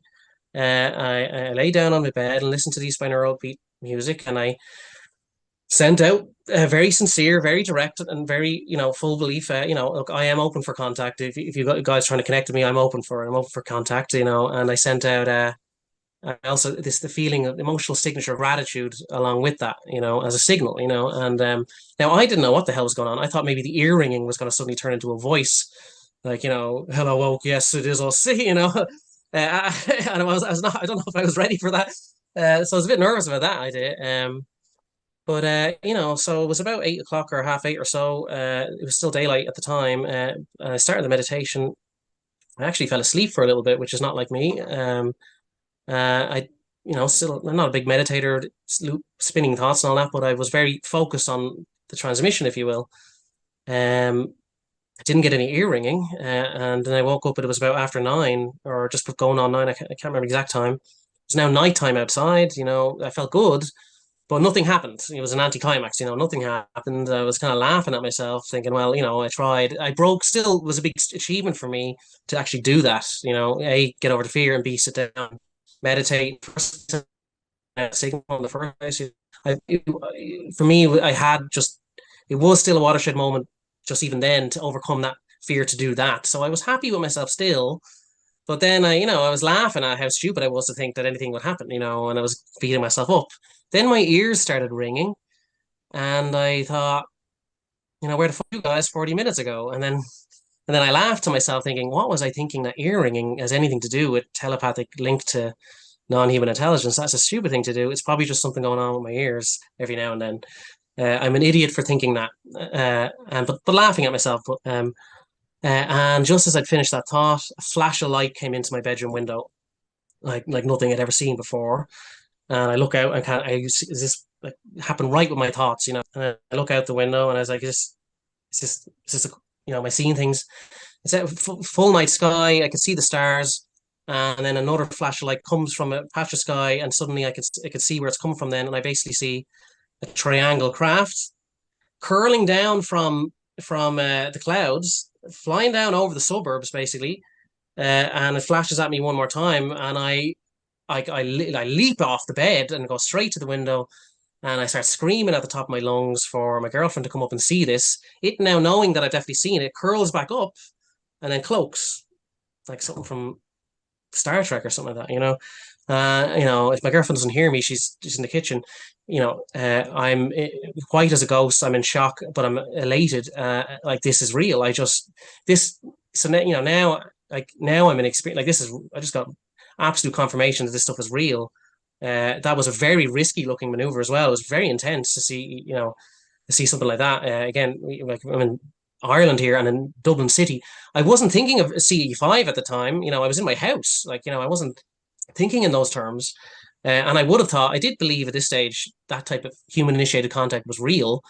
But I would have thought I need to go in the middle of nowhere, be an expert meditator, and maybe something will show up. Not be in my house in the middle of a city, the biggest city in Ireland, and have something very dramatic like that. Try to go, yes, we're real. This is real.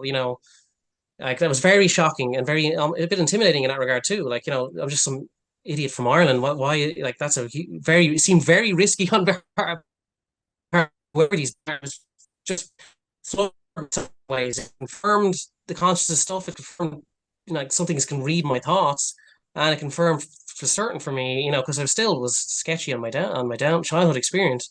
But it absolutely confirmed for certain to me that this is all real. This is happening, and non-human intelligence exists. It is interacting with our species, and also, telepathy is a thing too. And I'm in contact. I was in absolute shock, and it took me 2 weeks to recover from that. And I still, didn't recover from it, but 2 weeks to build up the nerve to then share this post, share this experience on this private subreddit. That should be a safe space to do it. But I was still, again, I couldn't believe I would put this onto digital words out onto the internet. Like, and it took me a day to type up. I typed up the post in a kind of a stream of consciousness thing.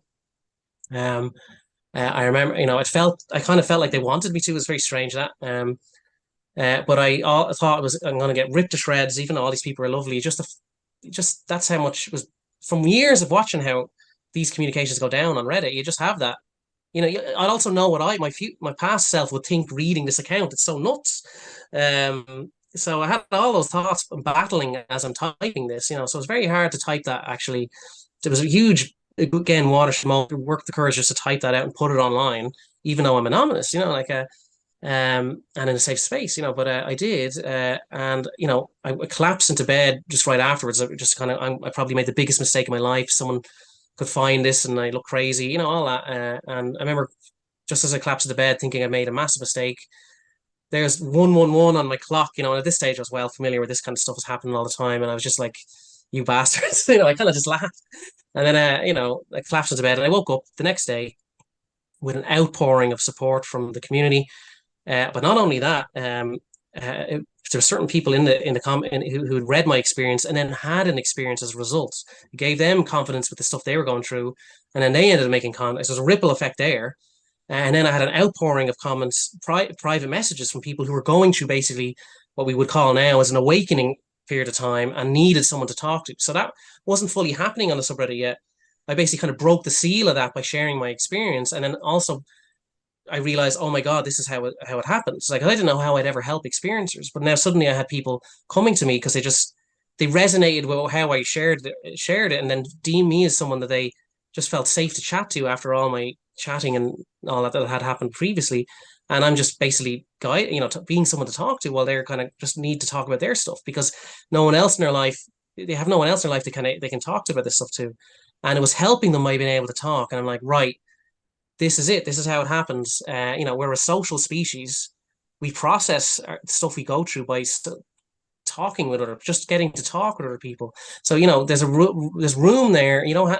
Outside of the therapy many experiences need to have and counseling and and all that stuff. That there's room there for help via having social safe spaces for experiencers to just talk and share and interact with other people who believe them and also are going through similar things, and they can dissipate a lot of the energy of that what they're going through now when they're initially going through contact. That kind of is a manic phase, with this when they sort of encounter, and people need to go to their friends and family and all that. But by having an online social environment, safe space and all that, where they can talk about this, not be judged, and also learn things from other people, in a kind of just by chatting, they're dissipating a lot of that energy, and they're integrating their experiences, and their fear is going down, and the manic stuff is going down, and instead they're able to balance their life a lot more. They're able to be the partner or the worker and all that in their life, and then the energy of this stuff they're going through and the looping thoughts can then go towards talking to other fellow experiencers, and they can manage it better. But if they don't have that and all that, they're stuck. Some of the trauma with many experiences is actually existing in a new reality. Like the second I had that experience, and then people, all other similar experiences, basically you feel like you're torn out of the consensus reality, and now you're in a new reality where this stuff is real, but I also know how much the world laughs at this, and thus, you feel a natural desire to wake up your fellow human. Like everyone deserves to know this is real. This is profound. This is the biggest thing, philosophically speaking, scientifically speaking, metaphysically speaking, and so on and so forth. To know these things are real, even from a CE5, like telepathically having a being react to you and proving that there's non-human intelligence and proving the consciousness stuff to a degree. That's a revelation, but you're left on your own with the experience. You're given no way to prove it, and how nuts it sounds. What society thinks of these things. That's traumatizing in itself. Like you're wrestling with your own. So Preachers Require, as like you can deal, you can kind of you can still be your normal life and all that if you're able to dissipate that energy in other places. And then when you do then get to share with people who may not believe you, you're in a much more balanced state because you've kind of there's people out there that are going through this too and believe you, so it's not as much of an urgency. You got to believe this, you got to believe, So by the time then they've integrated the experiences, they're in a better space to maybe then one day communicate to their partners and friends if they so wish. They're not in that permanent manic phase, where there's they have nowhere else to go with this.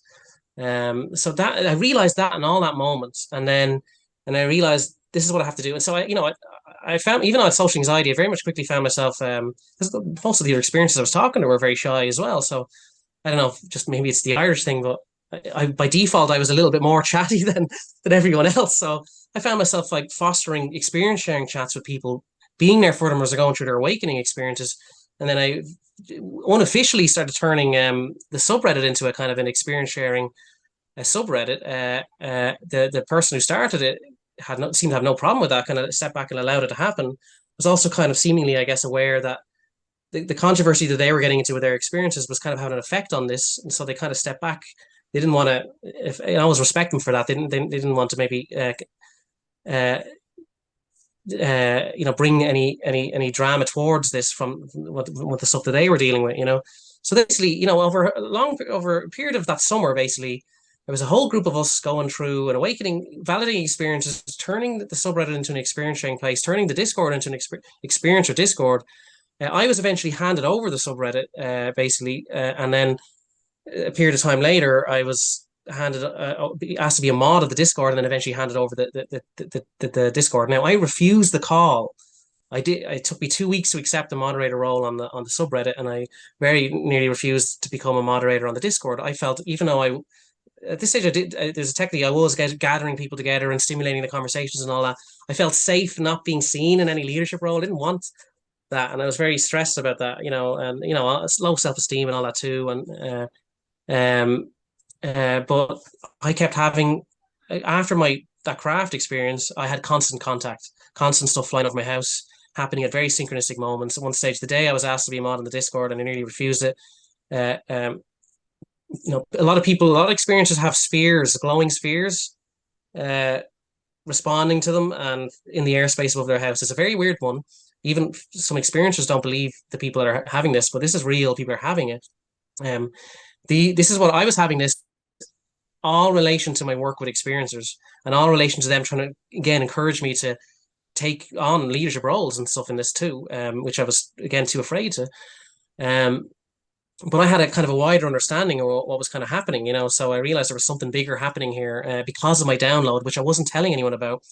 I had I knew there was something kind of bigger happening here that wasn't as obvious although many people were where something was profound was going on. But yeah, one of those spheres got very close, flew over my house, and signaled at me the day I was asked to be a mod, which is ridiculous. Like, take the moderator role in the Discord. Here's a big experience. Like, it's absolutely. I know how nuts this sounds. I sort of really struggle often. This is why it's hard for me to. See, it's been 2 years now, but like, this is it's a very weird one. That this, in terms of the way, but all my ET experiences are basically all around encouraging me and supporting me in my work with experiencers. And it's very strange that it's very unusual that, and but I have no doubt similar things are happening all across the world. A lot of experiences are helping people in some way, shape, or form, and it's like their contact got them into it. And it's my experience were very blunt in communicating to me, what this was about. But I suspect this is happening for a lot more people, but um, you know, when I was handed over the subreddit, I'd become aware of various different people who were fighting the good fight on that subreddit, and so I chose a mod team of people I could see that had an impact in various different areas. There was this guy called MantisAwakening who was going through contact, going through ontological shock of his contact, but also extremely good at arguing the case for the phenomenon. Very well researched, um, very passionate and very, excellent writer. I remember you well back then. So added yourself to the mod team, and added a number of other amazing people at the time and you. Some of them are still with us, some have moved on, and we went through, like, while we were moderating just that subreddit, which was called the Transcension Project at the time. We turned it into an experiencer sharing subreddit. It was still in a private restricted place, but people could join it and all that and share, and that's what it ended up being. And we went through, I'd never run a subreddit before. I don't know if you had either. Like, we were learning a learning experience there, almost like training, on what needs to be done. Like, we had to deal with some drama as well, early difficulties of people from another community coming in attacking us more because of the drama the person who started the subreddit was dealing with, things like that. And they, again, fairness to them, they they again stepped back, allowed us to do what we were doing, and I could see the magic that was happening. And they kind of went, started doing their own thing on Twitter instead, And it was also such a bonding experience with all these people who were all going through an awakening around the same time, having ET contact as well as watching these different sagas going on around us. It was incredible, absolutely incredible. Time of my life, very absolute adventure, living a movie kind of stuff. Couldn't believe it. Like, and all these other woo things going on, telepathic moments, this, that, and the other. And the people I meet every single time I met a new person was always amazing. Just the best conversations of my life as well. All that. But it's a massive attachment to that subreddit, and it was hard to let go. But there was an awareness towards the end of the summer that, look, we may need to create our own space for what we're doing, and that's not attached to what this space was originally created for and all that. It was hard to let go. So I was hoping not to have to do that, but part of me knew that was always going to have to be the case, because it's not even called, like, you wouldn't know what it's called by the name, that it's now this experiencer support community. So me and you were having numerous conversations. I remember being aware that there was a subreddit called Experiencers already on Reddit, but it was private, and so I thought, look, it was still there. I didn't know much about this aspect of Reddit, but you did. You had the sense to actually investigate this. You might want to tell this part, like, where I think you messaged the mods or whatever, and it was basically, it turned out the subreddit wasn't being used at all, and so it was just by default, it was handed over. Do you want to maybe speak on that a little bit yourself?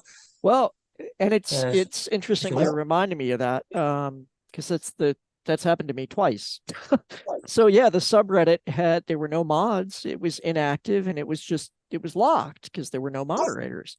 And so I asked the Reddit admins, and they just handed it right over because it was abandoned. And immediately, based on the experience that we had with the Transcension project, I knew what rules we needed to enact. Yes. The no debunking rule. Be polite. It was not hard. And and the same thing happened to me with the SkinwalkerRanch subreddit, which was the subreddit. It was active, but the mod he quit in protest because it had been overrun by some trolls, which I want to come back to. And so you couldn't post on it. It was not private, but it had been locked. Nobody could post on it. And I asked Reddit, what's going on with this? Because SkinwalkerRanch, there were like, I think at the time, 15,000 subscribers or something on that subreddit. And there was, it was a ghost ship. And so once again, Reddit just handed it right over to me, which was not what I wanted. I was just like, do you guys know what the situation is here? So yeah, it was just kind of weird the way these things sort of fell into my lap or our lap, because immediately I was just like, okay, this is not mine. This is a community. I just need to appoint other people. Of course, you were the first co-moderator I knew. Yeah. Yeah. But like, fair play to you for having I would have never dawned on me that was possible. Like, I was Experiencers is the name we wanted. It was already taken, and it's like the idea of, like, what name, it suits exactly what we're trying to do. And it was just a blessing that we got. It's fair play to you that we got Experiencers, So we kept that in the back pocket. We didn't initially launch it. We kept it in the back pocket because there was this kind of saga happening on the Transcension project, and we were kind of again seeing if could we continue with it, or but then it became very clear that no, we need to move to the new subreddit and launch it. And so I remember, like, I'm making a big announcement on the Transcension project, and then we launched the Experiencer subreddit.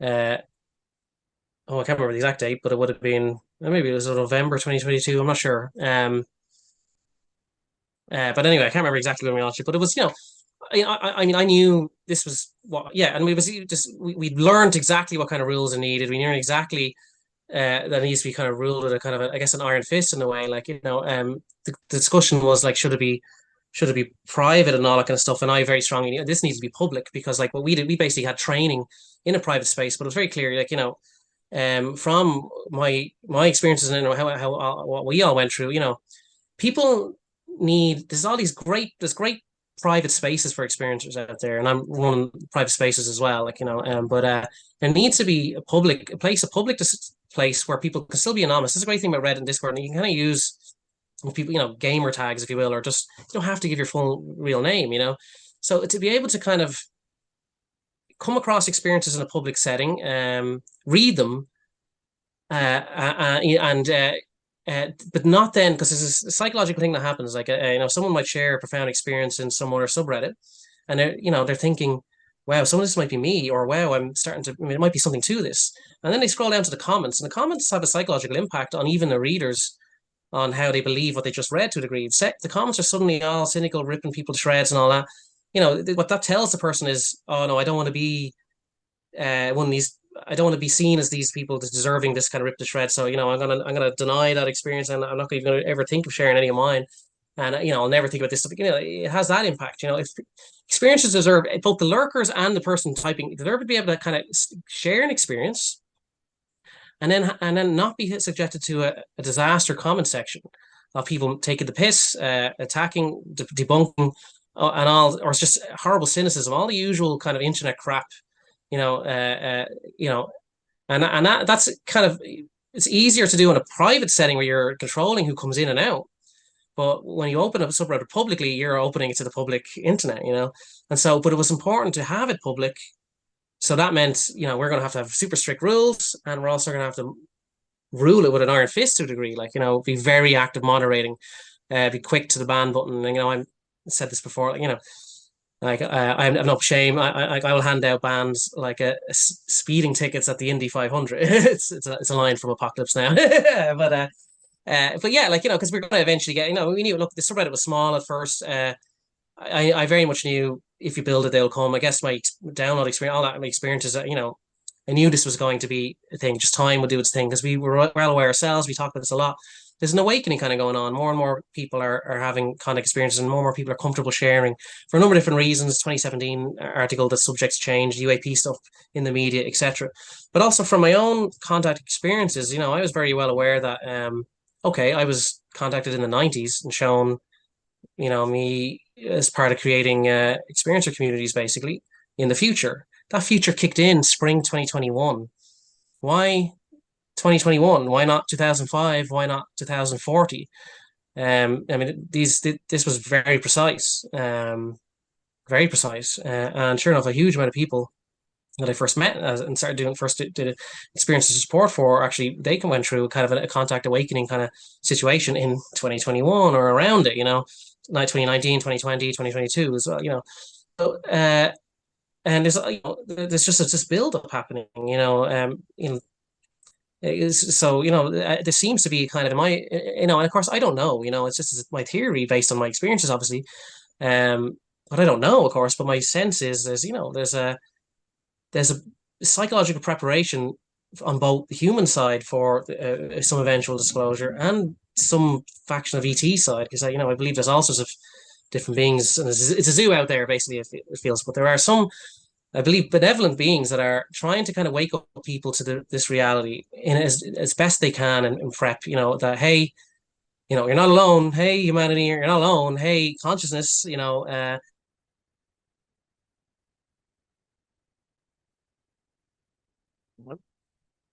and they'll give you synchronistic experiences. They'll, depending on what they think you can handle, you know what I mean, to a degree as well. And that's happening across the board. And those people going through that, if they find them communities they can land in, they can handle their experiences a lot better. And then this kind of, a ripple effect kind of branches out from there, where more and more people are becoming experiencers of it, and more people are kind of handling it a lot better, and it's not being as disruptive for them. And then they're able to help other people who then eventually have further experiences down the line, so there's this ripple effect going on, and I noticed other experiencer support communities started around 2021 as well. It was very interesting, that too, it's just, I can't help but believe there's something happening here. Maybe specifically this decade is important, but certainly this lifetime, it seems, Well, so interestingly, I just, yeah. So all the stuff's going on with experiencers, and as you said, other experiencer support groups are cropping up. But disclosure, UAP/UFO disclosure was kind of coincidentally starting to unroll at the same time, because you don't have to have one with the other. We could have just had the experiencer awareness, and the UFO thing could have just been the same way it's always been, which is people being like, are UFOs real? But it didn't work out that way, because, the New York Times story in 2017, all of that getting kicked off, and a lot of the people who were involved with disclosure being like, this isn't our timeline, this is their timeline. And people go, what are they talking about? Like Eric Davis, Dr. Eric Davis, being one of the government insiders who was like, the phenomenon is in charge of disclosure, not us. They're the ones who are dictating this is when this is all going to come out. Just, it's been what, a month, less than a month, that we had this massive whistleblower come forward. I mean, we're recording this today. It's June 23rd, 2023. David Grush has just recently come forward and been like, not only are UFOs real, not only is the government known about it, they have them. There are non-human intelligences involved. We have bodies. We think they're not just extraterrestrial, but interdimensional. Everything that has been coming out, every single thing that has been coming out has already been said by experiencers. They're not in disagreement at all. And that's why the experiencers, we're so confident about, look, we kind of know where the story is going to some degree. The details, I don't think anybody knows those. The stories are too disparate. This whole link with consciousness and the fundamental nature of reality being whatever it is, you can't just say this is the story, right? But you've been working with experiencers one-on-one. I mean, I don't know how many experiencers. I mean, would you estimate what, hundreds? Hundreds. I wouldn't go beyond hundreds so far. Like, let's put it that. And would you say that there's like an overarching theme among the accounts, or is it all over the map? Like, how would you describe it? It is all over them. In terms of there is an overarching theme, like the experiencer journey, if you will, comes up like this kind of like a saga of a kind of an awakening event. It depends, like like this, but yeah, like a journey of some kind where they're and often finding community is part of that journey where they kind of are able to kind of integrate things. So I'm aware that when I'm talking to an experiencer, especially in the one-on-ones, I'm often the first person I've ever really got to talk to out loud about their stuff. So that's a big deal. That will be kind of a another catalyst for them on a journey that they're on. I do see often there's this journey, and look at, where, they come out, but yeah, let me, similar to kind of, variations, but similar to even what I just kind of went through, massive imposter syndrome for a long time about things, may have had a childhood encounter that they didn't realize, and then are coming to terms with, wow, that's because of just what happened to me now. That thing that happened to me childhood was real. Not always, but certainly is also a kind of had been burning interest in the consciousness stuff and metaphysics and all that. A lot of fear and ontological shock to get through. Talking with people, even just having kind of banter about it with people, goes a long way to deal with it. Most people I'm coming across are having quite positive experiences, and they're quite positively, spiritually transformative experiences in many ways, but still quite shocking. Like, to go outside and hear that you can do this, and then go outside and go, all right, well, I'm going to send out a positive signal to ETs and see what happens, and actually have craft show up and flash back at you. That'll just turn your life upside down. So there is that. And people don't kind of difficulty there. That people don't grasp what that means. Like, I see this over and over again on the UFOs subreddit. People are like, nobody's going to go through ontological shock. Like, there's nothing shocking about this. There's UFOs, big deal. And it's like, no, that's not the way it's experienced. When you have these experiences, what you realize is that the fundamental nature of reality is not what you thought it was. Because the way these things are experienced is so intricately connected to consciousness Mm-hmm. again. And that's the, this is the word that always comes up. Everybody lands on Mm-hmm. consciousness over and over and over again. And most people, I think, end up saying, well, consciousness is fundamental. It's not the physical matter that's the basis of reality. And consciousness is somehow the basis of reality, but it's not straightforward. You don't just think something and it appears clearly. But then in some cases, you think things and stuff happens, and then you're Mm-hmm. left questioning, did I make that happen? Did I know that was going to happen? Like, you investigate it, you find, oh my God, there's evidence to support this. Mm-hmm. But then you're like, but I Yeah. don't know what to do with the information. And that's another thing that I know frequently comes from experiencers, is this sense of there's something important that I got to do, Yeah. but I don't know what it is. I don't know what I'm supposed to do with this. I feel Yeah. like I've got to do something, but I'm totally lost. Yeah. Would you agree that Absolutely. that's a major component to this? It is absolutely, yeah, yeah, and some people, and a lot of people go off and do something, whether it's creating a podcast, communities, or writing articles, or becoming. They might, some of them realize there's an energy system, and they're actually really good at energy healing. Then they get into healing. A lot of it is like support, service to others, if you will, if you want to use that phrase. There's a huge amount of that happens. With a lot of people, and there's an understanding of how important this is, A, for fellow experiencers to get support, but B, for the humanity, and the sort of compelled to not ignore this, so there's, it's certainly not a case anymore. It feels like there's this idea that a long time ago, any people go through ET contact, and then the ETs kind of almost scare them into, don't share this to anybody, but there's seems to be an encouragement to share going on from a lot of the ET contact going on, at least now. Again, could be different groups, things like that. So again, we provided space now where people can kind of do that, and have that ripple effect. But also there's other spaces too, and podcasts happening left, right, and center popping up. And but yeah, like the conscious thing is a big aspect. It can be like the reality is these beings are hyper telepathic, like highly telepathic, and a lot of interactions that are happening with people. They have to deal with feeling entities interact with their consciousness, and there's just no sense of privacy.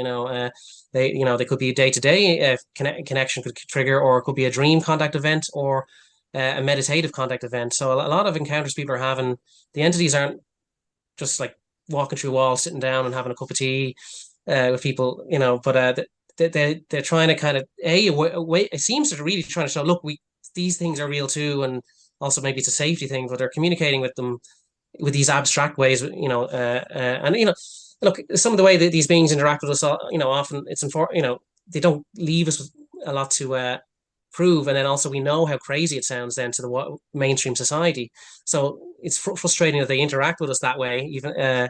And sometimes we joke, like, it's like they're gaslighting us, or they're swamp gaslighting us, as we like to say in some like little experiencer joke there. But and that could be very frustrating early on. Like, I wanted, I like, I'm so I could basically, I was having profound, like, I could just go out and kind of, I remember once, like, I could go out and just meditate and think, are you there, for a second, and then it'd show up straight away. I remember, right at the height of this, I was go after seeing them outside, and after talking to a lot of experiencers, I was just on a big voice chat, like, I was going to bed then, and I was looking out the window. My girlfriend was asleep in bed. I was looking at the window at the stars, and I was going, is this real? Are they out there right now? And just by thinking that, like, just one of the stars suddenly starts moving and then starts flashing at me. And I'm like, oh my God, like, this is like, I'm looking at it, I'm trying not to wake her up. But like, I had dealt with, I was trying to show naturally, I was trying to show my girlfriend this, like, she needed to know, like, why I've suddenly just dedicated my whole life to this, like, like, it's real, like, but they would never show up when she was there. And this was another example of that. Is they're flashing at me. I didn't try to wake her up, but she picked up that I was moving about or whatever. And then she got up and said, what's wrong? And she was half asleep. And I was like, quick, quick, come to the window. And I'm like beaming out to them, please keep flashing. Please keep flashing. And just a second she gets to the window, they stop. And I was like, bastards, But that went on for a year. Like, so there's me a year full time supporting experiences on subreddit and Discord and other private spaces. And she's getting to know experiencers, becoming friends with them herself. She can't deny how similar a lot of people are. Like, so she's kind of floored by that. So she believes this stuff, you know. I'm telling her everything, you know. I'm an open book, but she believes it. But still, she's not, you know, they wouldn't show her, you know. But after a year of not them showing, you know, one day, I could feel them tune in, and I kind of told her, look, like they're back, I can feel them tuning in and all that. And obviously, she just decided, look, I think I'm ready, you know that. So we were outside, and they started flashing while she was there, and so then I knew, okay, right, they consider her ready, you know. So then later on that night, or that twice that weekend, like I went outside with her. This time I was living somewhere else, and I said, look, I'm going to call them in. You know, and we had this beautiful moment where I'm out at a tree, and I called them in, you know, and there's her weird alien boyfriend calling in ETs, you know, and and it's very gentle, you know, a lot of the way. They're very good at being on the line, like on how, okay, if we get a bit too close, we'll scare the crap out of them. If we're too far away, they won't believe us. So right in that line, but also that line is important, because if they give someone an experience and they just they'd rather believe it wasn't an experience so they could go on with their life. They're given that get out of jail free card by a lot of these contact. Yeah. Not everybody, of course. Some people are just, their life is just these. Some beings just don't care and do what they want. But it's some of these beings seemingly, it's frustrating, but they're doing that. They seem to be really tuned into the human psychology in that way, and they'll make some of these experiences abstract enough that if you weren't ready and you wanted to choose the timeline where, no, that was just definitely not, you know, I'm never going to think about it again. I don't want this to be real, so I'm going to decide that's not real.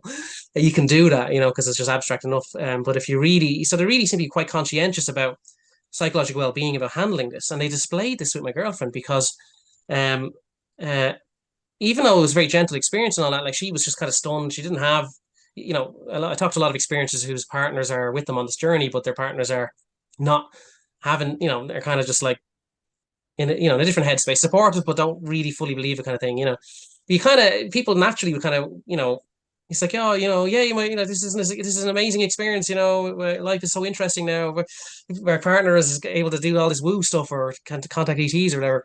You don't get that reaction, unfortunately. Like she was No. just very unreactive to it initially at the time, and then what I realized then quickly after, she was basically scared shitless for about 2 weeks. Now, even though it was a very gentle experience, and even though she had a year build up to it and believed it, she was scared shitless for 2 weeks. She's fine now. I can even have contact events with her, and she's fine. But she was scared shitless for 2 weeks. Now, imagine they gave her an encounter a year earlier when I was begging them to do it. So it kind of goes to show. I consider that a good sign by them. Even though I was annoyed at them, I appreciated them a year later. It's like, all right, cheers, guys, because What? clearly they knew that she would have had a worse reaction for her, and it would have been difficult for both of us then if she was actually traumatized by an experience while dealing with me going through my awakening, you know. So that was a very interesting insight into the kind of their, I don't know, like their approach. But again, like not everyone's, there's all sorts of different beings out there, in my opinion, and not every experience is dealing with all the same entities, you know. And I make no assumptions regarding, you know, a lot of us went through contact experience at the same time. Some of us report similar looking beings. I don't jump on. I still don't make any assumptions that it's all the same group contacting us all, even though could be a good chance of that being true.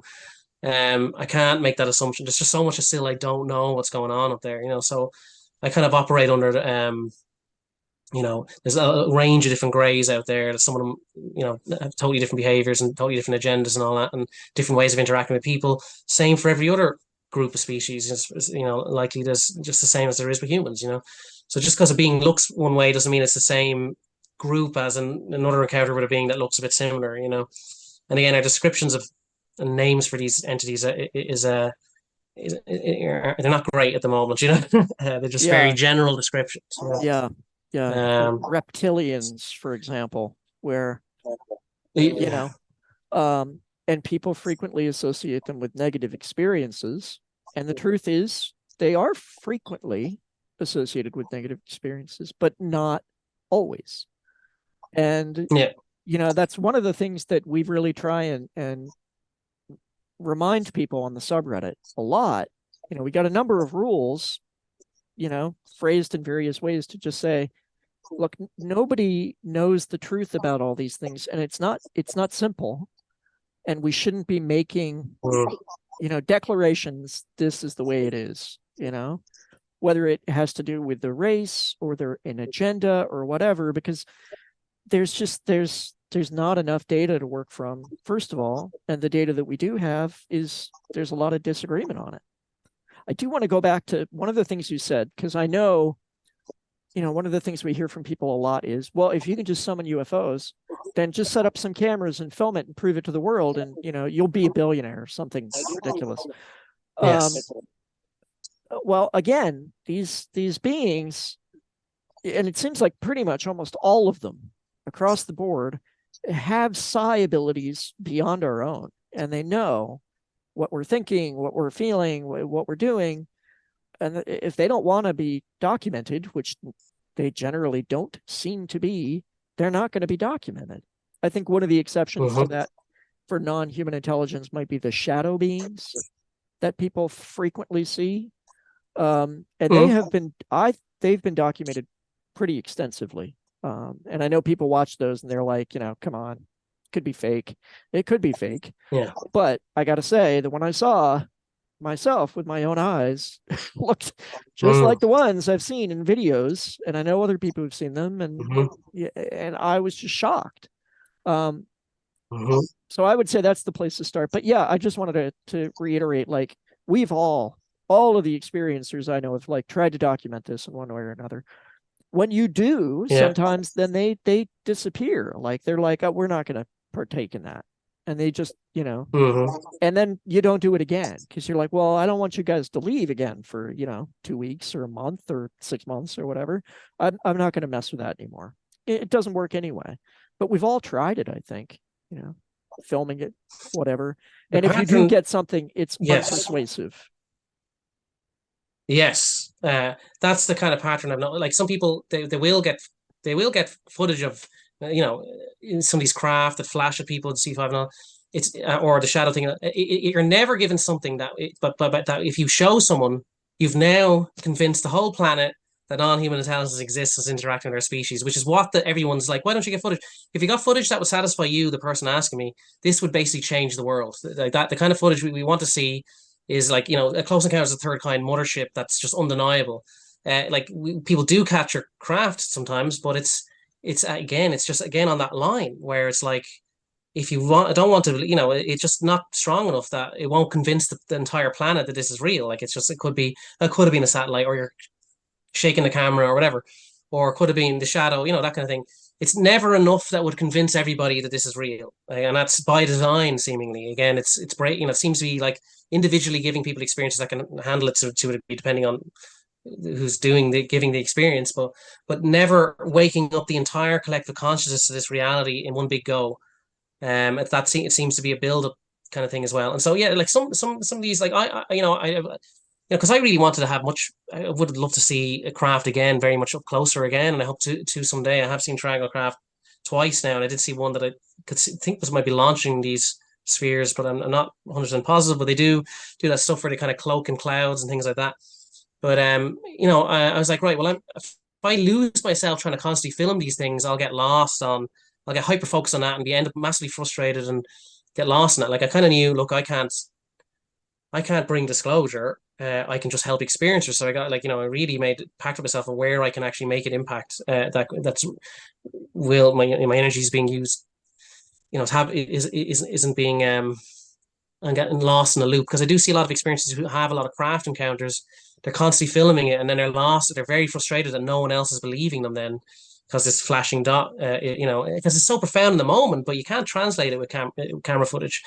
So I kind of thought, if I start trying to film them, they'll pull back a bit, and I won't get as dramatic an experience, And also, I've seen what happens with people trying to constantly share. However, I've I've gotten to know numerous different experiencers who do share a lot of footage. Again, it doesn't convince the whole planet, but it does seem to still cause a ripple effect. And it does seem like these beings are happy that they're being filmed, and they will share it on social media. They'll still put up with a lot of cynicism and all that, but it does open the eyes of other people. There is this ripple effect there. And then there are people who see this and go, I saw the same thing, or oh, I wonder if there is something going on over there. And then they end up having contact or whatever, or they're validating. So there's this ripple, it's still this ripple effect that can happen with some of these experiences that are sharing their footage, I've noticed.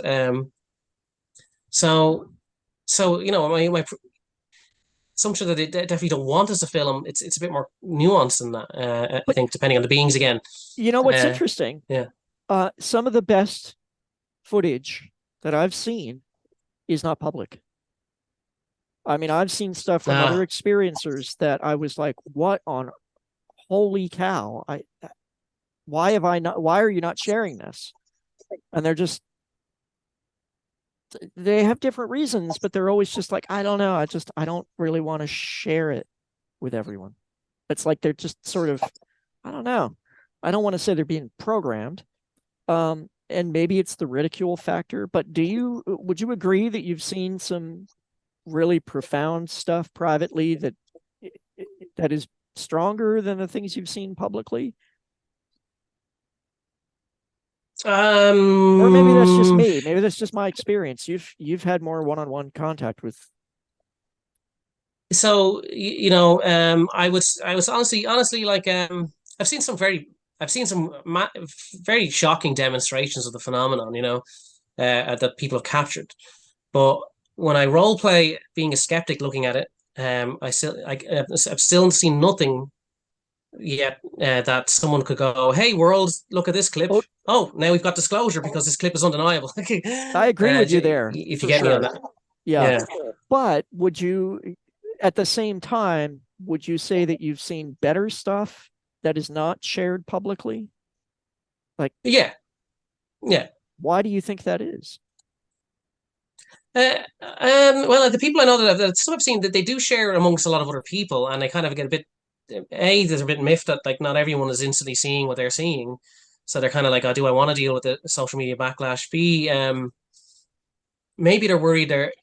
Maybe there is a sense that they don't feel like they're maybe not supposed to share yet, and they wouldn't be getting these things if they plan to share it publicly. So it's like, right, well, because I'm kind of keeping this in inner circles, I'm going to continue getting these amazing experiences.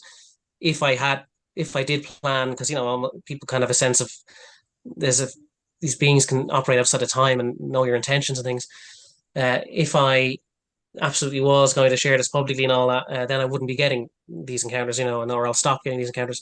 Then there can also be, this has happened, you can call it what you want, alien apathy, Jedi mind trick, beings. I've had this happen. I've had lots of experiences that I haven't gone into, where you have an experience and then it's kind of beamed into you that, oh, this is nothing, and you don't really think much about it or whatever until years later and you realize why wasn't that my reaction to that was not what it should have been, that this was a profound thing, or they kind of have just given some kind of meh kind of response to something, so that could be going on regarding footage you're taking, and the non-human intelligence could be, suggesting telepathically, look, don't share this, and if they don't feel like if they feel like it's their own thought, could be a thing that it definitely happens.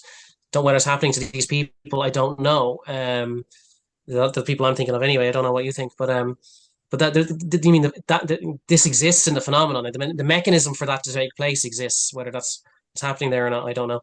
Like yeah, uh,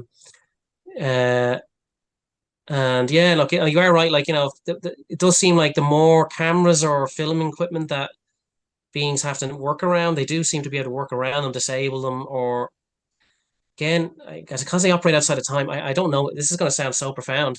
But sometimes I can't help but wonder if, let's say, somebody manages to capture a full blown abduction on their door camera, and then they upload that to the internet one day. That if these beings are outside of time and also kind of aware of the kind of collective consciousness and kind of observe things in a meta perspective, this would be a massive spike in the human collective consciousness. If an full blown abduction is captured on camera and put on the internet, and it's a big social media storm, that would register maybe ahead of time for them, and so they can then make sure that doesn't happen in kind of again, timey wimey stuff. Whether they go back in time or where they just know, look, in the timeline is showing that some major spike will happen. That means something we're about to do. This person's going to get captured. So wait, they have cameras. Let's disable that. That I don't know how it works, but it feels like again, they can kind of, how they've managed to avoid getting such profound footage ever being released. Like, it kind of makes me think they have some way of adjusting time.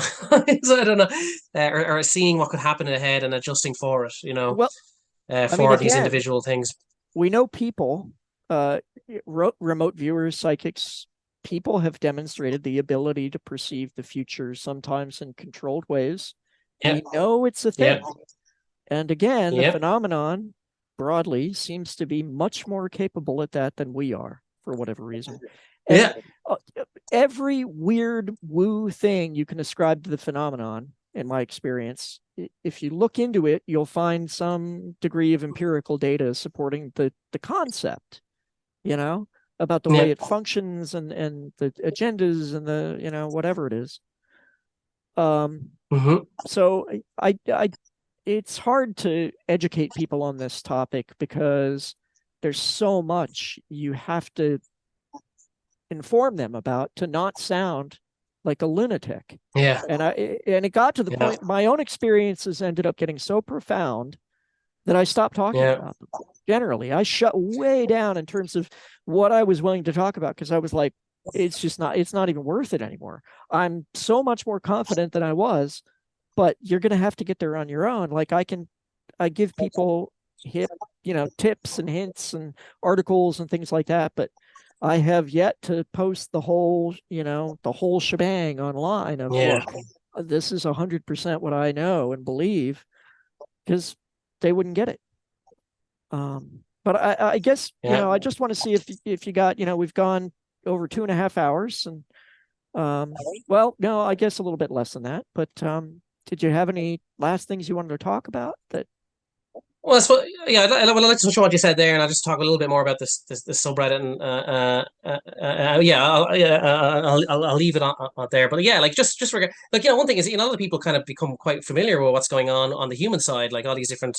Some people very much accept remote viewing, and then they laugh at the idea of telepathic interactions with non-human intelligence, or they're aware of out of body experiences, but they collapse when they hear of some of the experiencer situations that might be happening with the way some of these entities operate. But what I try to say, listen, humans right now, humans are playing with ESP, telepathy, out of body experiences, astral projection experiences, remote viewing, etc. Right? So if we're here now, imagine and we're coming to the terms slowly with that we live in a consciousness is fundamental. So imagine humanity then. Our scientists accept this, and the world accepts that these things are real. And then now imagine us 1,000 to 1,000,000 years ahead, ahead of where we are now, understanding things that we just talked about. That's where these ETs are. They're using they leave their bodies to interact with people they remote view. They trigger out of body experiences for experiencers to interact with them in that kind of state. They communicate with people in their dreams. They do walk through walls. Their craft are larger inside than they are outside. The multi-dimensionality of it all. It's not that wild what they're doing when you look at what humans can do and just add 1,000 years to it. Imagine their science and consciousness is integrated and all that. And so that's just a way to look at that's just another way to conceptualize what's going on with some of these ETs is when you just look at what we do and just add what we're realizing we can do ESP wise and just add whatever chunk of time onto it you want. But yeah, on the subreddit, just the things we learned together and all that in our journey before we launch and all that kind of stuff is how to run.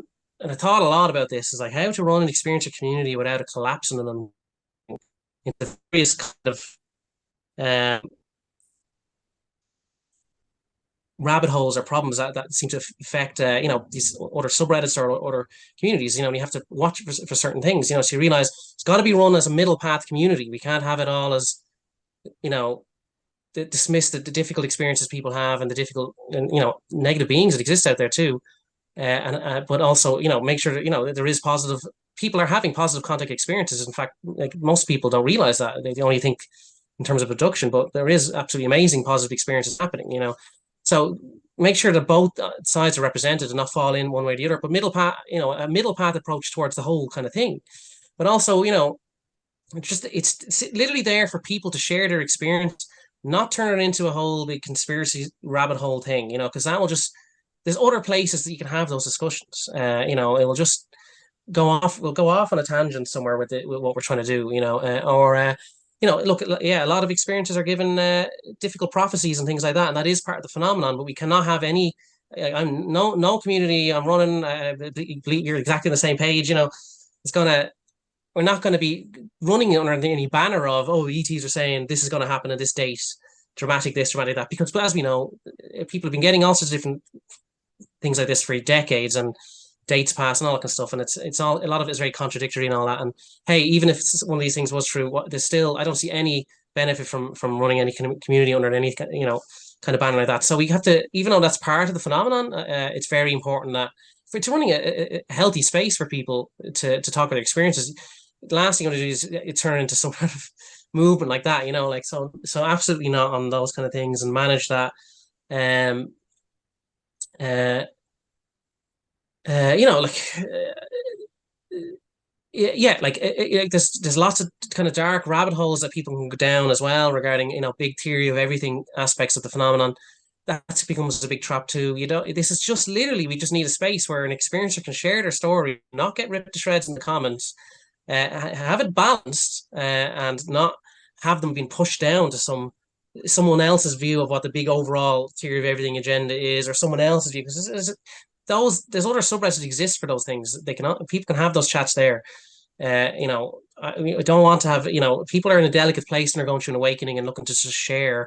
You don't need to be being indoctrinated into various different dark or naive rabbit holes. So that is a constant thing to manage. And a lot of people want to kind of convince someone will share. They want to actually convince them, oh no, all your experiences are actually negative, or someone will say there's no such thing as negative experiences. It's just your vibration is low. They can't, like, again. No, you're not having that stuff. You're not having people invalidate or try and dictate people's experiences to the experiencer and try and push them down.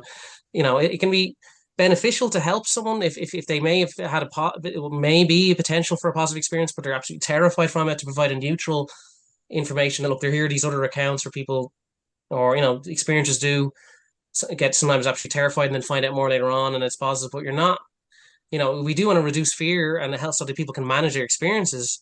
But we're not, like it's really difficult, and a lot of people really want to kind of push discussion down a certain way, especially now that we're getting bigger. It was very clear day one we launched that, like, no way, we have to have really streamlined, strict rules on what this is, and not budge an inch, because people are going to start. We're starting to see that now. People are going to start trying to get us to budge a bit about what we allow and what we don't. It's like, if you give them an inch, it will just collapse into the kind of that very delicate, safe environment that without the classic pitfalls that exist. And what I kind of say to people is, we're not limiting your ability to talk about this, because you can find a space somewhere else on Reddit or elsewhere to talk about things the way you want to talk about it. But the way experiencers have been looking for, we know this, we felt it ourselves as experiencers, we were looking for the space that we created. We dealt with our experiences a lot better because we had each other as a community. We want to help others by doing that for them, and providing a space where people can share, talk, and not fall down, have to deal with all this other extra baggage of, I don't know, you know what I'm saying? There's nowhere else like that that's public, So we provided that space, and we're going to keep that there because people are looking for that. If someone doesn't like that and wants us to be able to talk about something different, well, guess what? There are other places that exist for that, but there are no other places that exist for what we're doing. So not, that's it's very, people do see it, like, we're looking, you see this too, the vast majority of people that come across our community get it because they were looking for this unconsciously or not. So we actually, we don't have a whole lot of pushback. We do have, because we're getting bigger, there's the odd random Redditor who just doesn't know what's going on and leaves a nasty or cynical comment. Just, we ban them, and if they, some people will appeal the ban and go, oh crap, I realize what you're doing with your community now. I'm sorry, I was just in a bad mood, or I wasn't thinking, and it's just in automatic mode or whatever, because people are just assholes online, and we'll give them a second chance then, if they feel to fit in. But and we'll always try and work around experiencers that might be messing with the rules a bit, because that's what we're there for, is for experiences. But random people who want to end up leaving crappy comments, like, we just, straight off ban if they're breaking the rules, but it's just keeping that energy and that space safe, and regarding the comments. And middle path, balanced middle path, not, people have just had a contact experience, don't need to be then hearing about how, all non-human intelligences are evils, or they're all demons, and you're just possessed with a demon, and someone will try to dictate crazy things to people and scare the crap out of them. They don't need that. Like, it's just a balanced, information-based approach.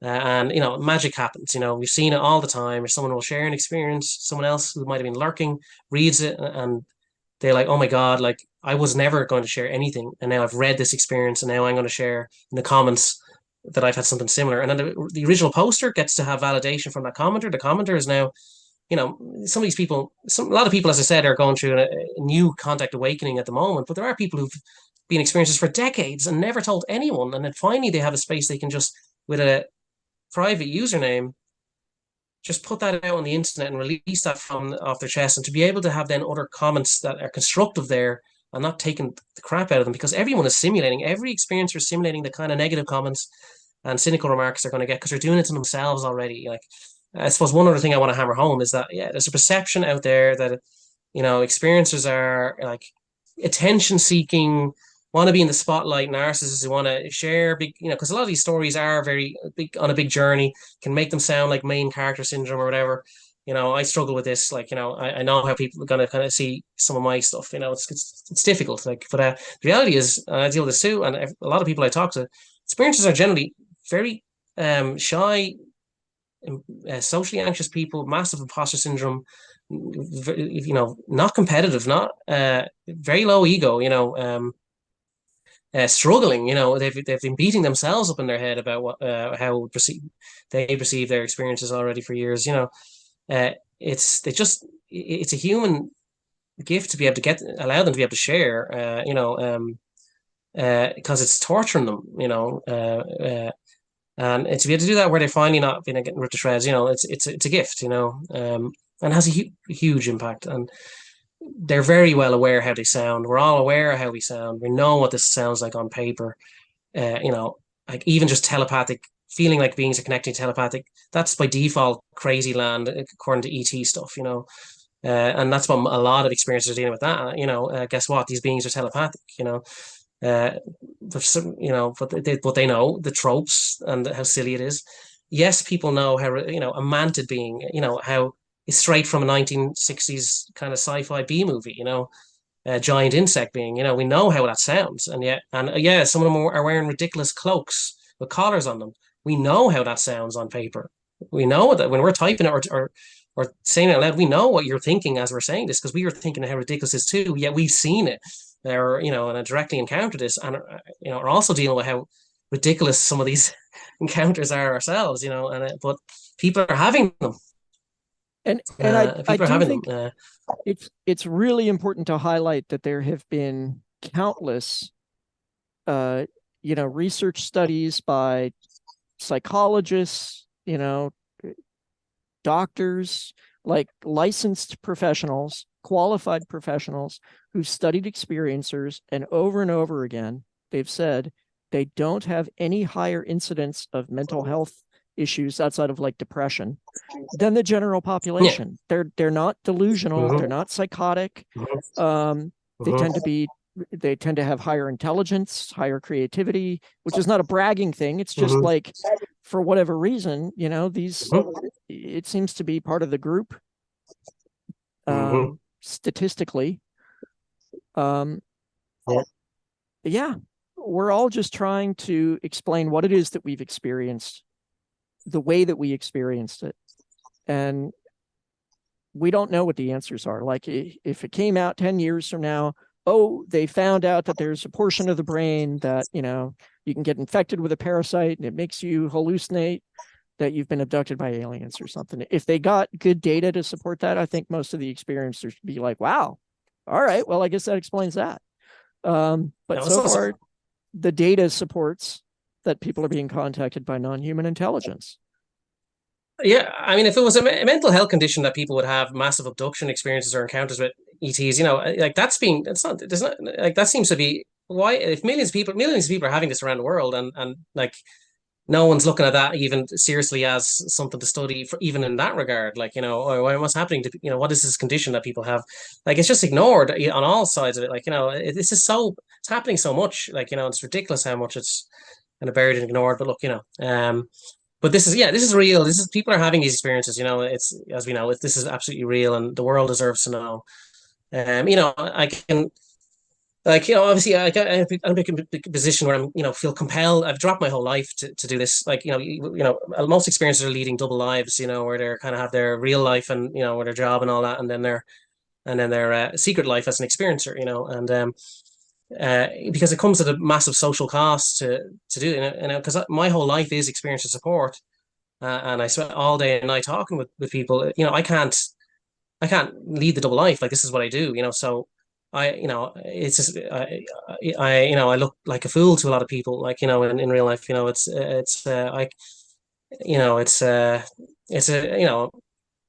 my family, or as my mother's an experiencer, so family, but I'd be kind of, the wider family social gatherings, you can't talk about what you do, and you try to, but that's difficult. I disappeared from my friends group for a year. I just don't know how to tell them about any of this. I'm in telepathic contact with non-human intelligence. How can I tell them that? But eventually, my friends thought I did. My friends thought I was upset with them. So after a year, I just, as I said, I know we know that there's something coming like this. We're ahead of the game, but everyone else will eventually know that there's a reality to this. So sometimes there's feel an obligation to kind of talk to people about it, because I'm prepping them in a way. But I did come out to my friends in a big email, and I was very blunt. It's like, non-human intelligence exists, it's interactive species, and I'm involved in it. And like, someday you may not believe me or not. Here's some information. I link them, people like Gary Nolan and things like that, and Lou Elizondo, But mixed responses. But I also kind of said, look, like, someday you guys you'll have an experience, or you'll realize this stuff is real, and you'll need someone to talk to.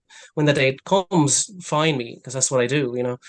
And since that email, a lot of stuff. And I also told them, you're going to start seeing more stuff in the news over time.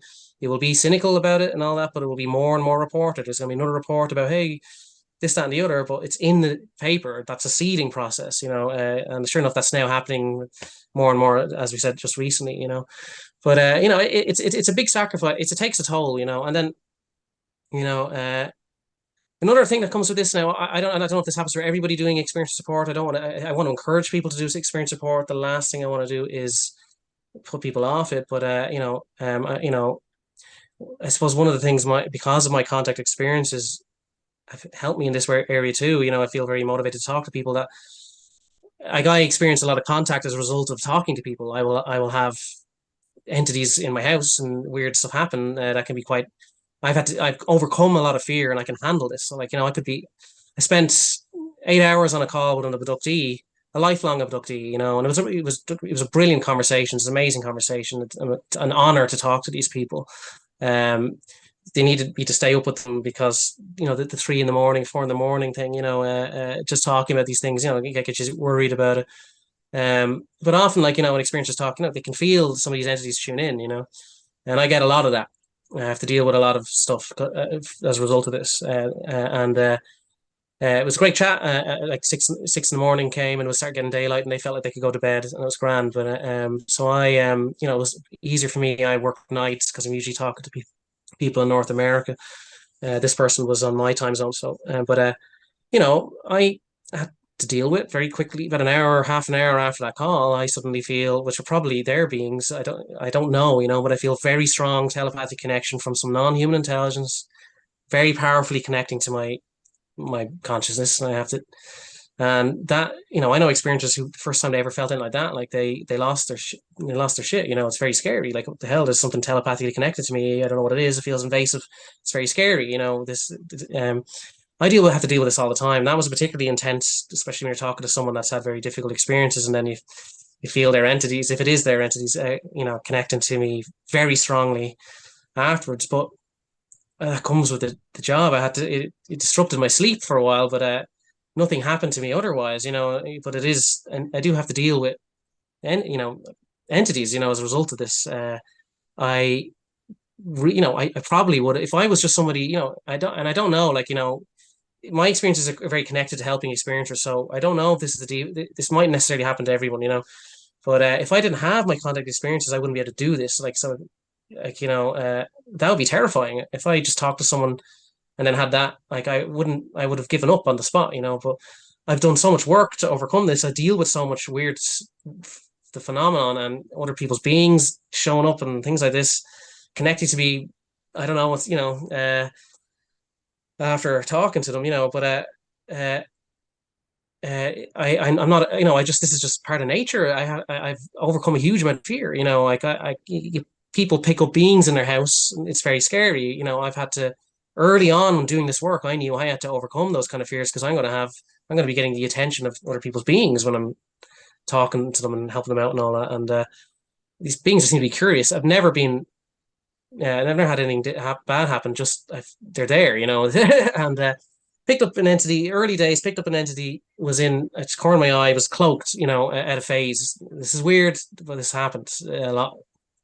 It's in my kitchen. I was getting very spooked by it. I had an idea where in the corner it was standing.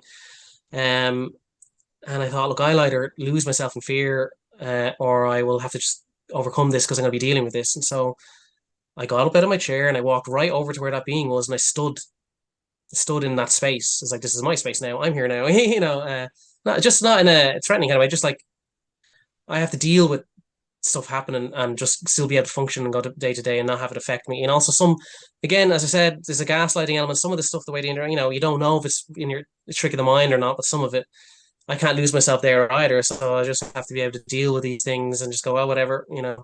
I've had entities like move objects in front of me and things like that. And I just shrug and I go back to what I'm doing, you know, talking to experiences usually. You know, I've had orbs come into my house while talking to people.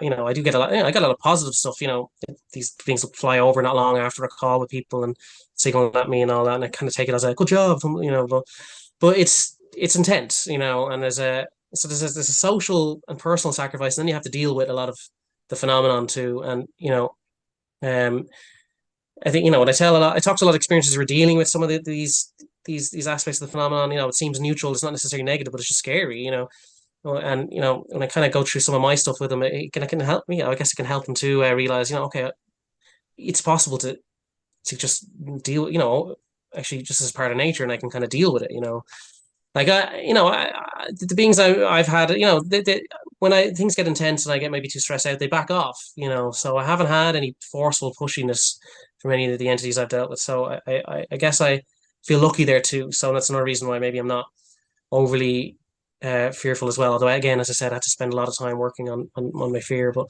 yeah, look, it's another reason why.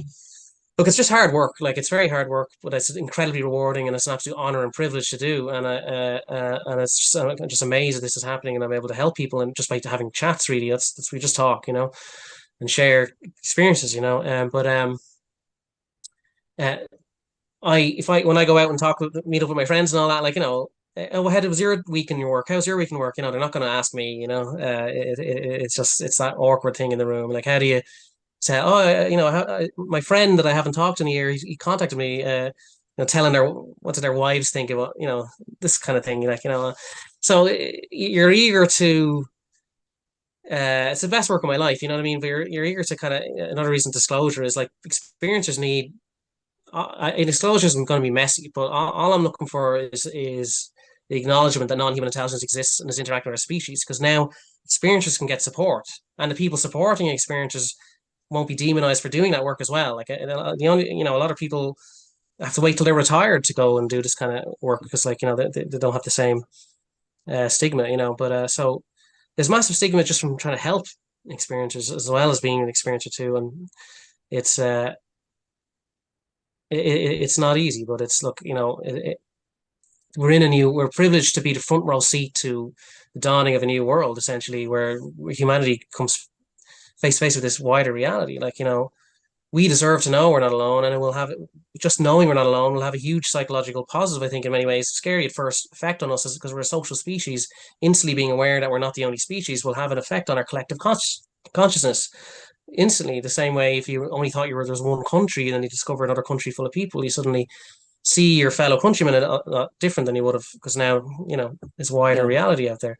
Yeah. So yeah. Well, so yeah. You know, anyway, and I do want to say thank you so much for the, you know, the work that you do, not just on the subreddit, but, you know, the individual work that you're doing with experiencers, and it does take, it's a lot of sacrifice. And I know I speak on behalf of all of those people when I say thank you.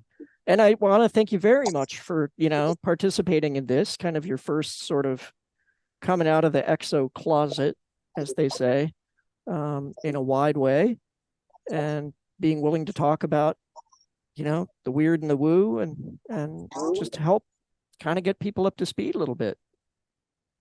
And so, you know, I encourage you to, you know, I'm sure people are going to reach out to you through the comments on the video.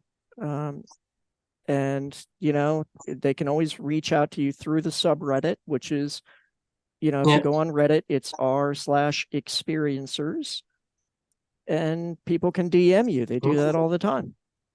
So, well, thanks again. Yeah, we should be on there on Twitter. Yeah. And I have to thank you too. Like, I'm able to, like, that is, the subreddit is my baby too, and I'm incredibly proud of it, and I do a lot of work there in the comments and all that. But I'm dyslexic. I'm not a great writer. It would not be the place it is without yourself. I can also now focus on talking to people one on one and group chats and all that, which is very draining and all that kind of stuff as well. And I always know that there's great stuff happening on the subreddit too. So we wouldn't be, just you were doing a massive amount of work for experiencers yourself. You're very, your ability to kind of express information and argue the case for the phenomenon. Like, I'm a bit more blunt than maybe Irish about it. I don't have I have my limitations. I'm able to kind of form communities and all that. My strengths are with connecting people together, talking to people, and finding amazing people to gather into a group to then we work as a team. Then, but I'm not a very organized person, and I'm not as elegant as yourself with text-based communication, and so I can only play to my strengths and try and then do my best to, encourage other people with their gifts and strengths, because it's just been amazing to watch your journey. I don't know if you ever thought you'd see yourself here going public yourself, and with your experiences, it's been a lot. We've been through a lot together. Like, so it's the amount of growth that's happened. Like, I'll say, I've grown 20 years in 2 years. I'm a whole other person from doing this work. And that's just, there's a lot of challenges that come with it and stresses, but I'm a much better person for all this. I think that's what I notice in a lot of us, that we've worked together as a team, and we've all grown in ourselves, in our contact, understanding the phenomenon and who we are as people in a very short amount of time, and doing this work. Like, it's incredible. And so congratulations on the podcast as well. So, looks fair play to you too. So, Well, would not thank be you. anything, this would not be what it is without you either, Well, thank you. So I cheers. All right. Well, thanks again. Yeah. And maybe we'll have you back on another time. All right. Well, awesome. Cheers. It'll be my pleasure. Yeah. Okay. Well, I'm going Thank you. go ahead and stop. Thanks. Right. All the best.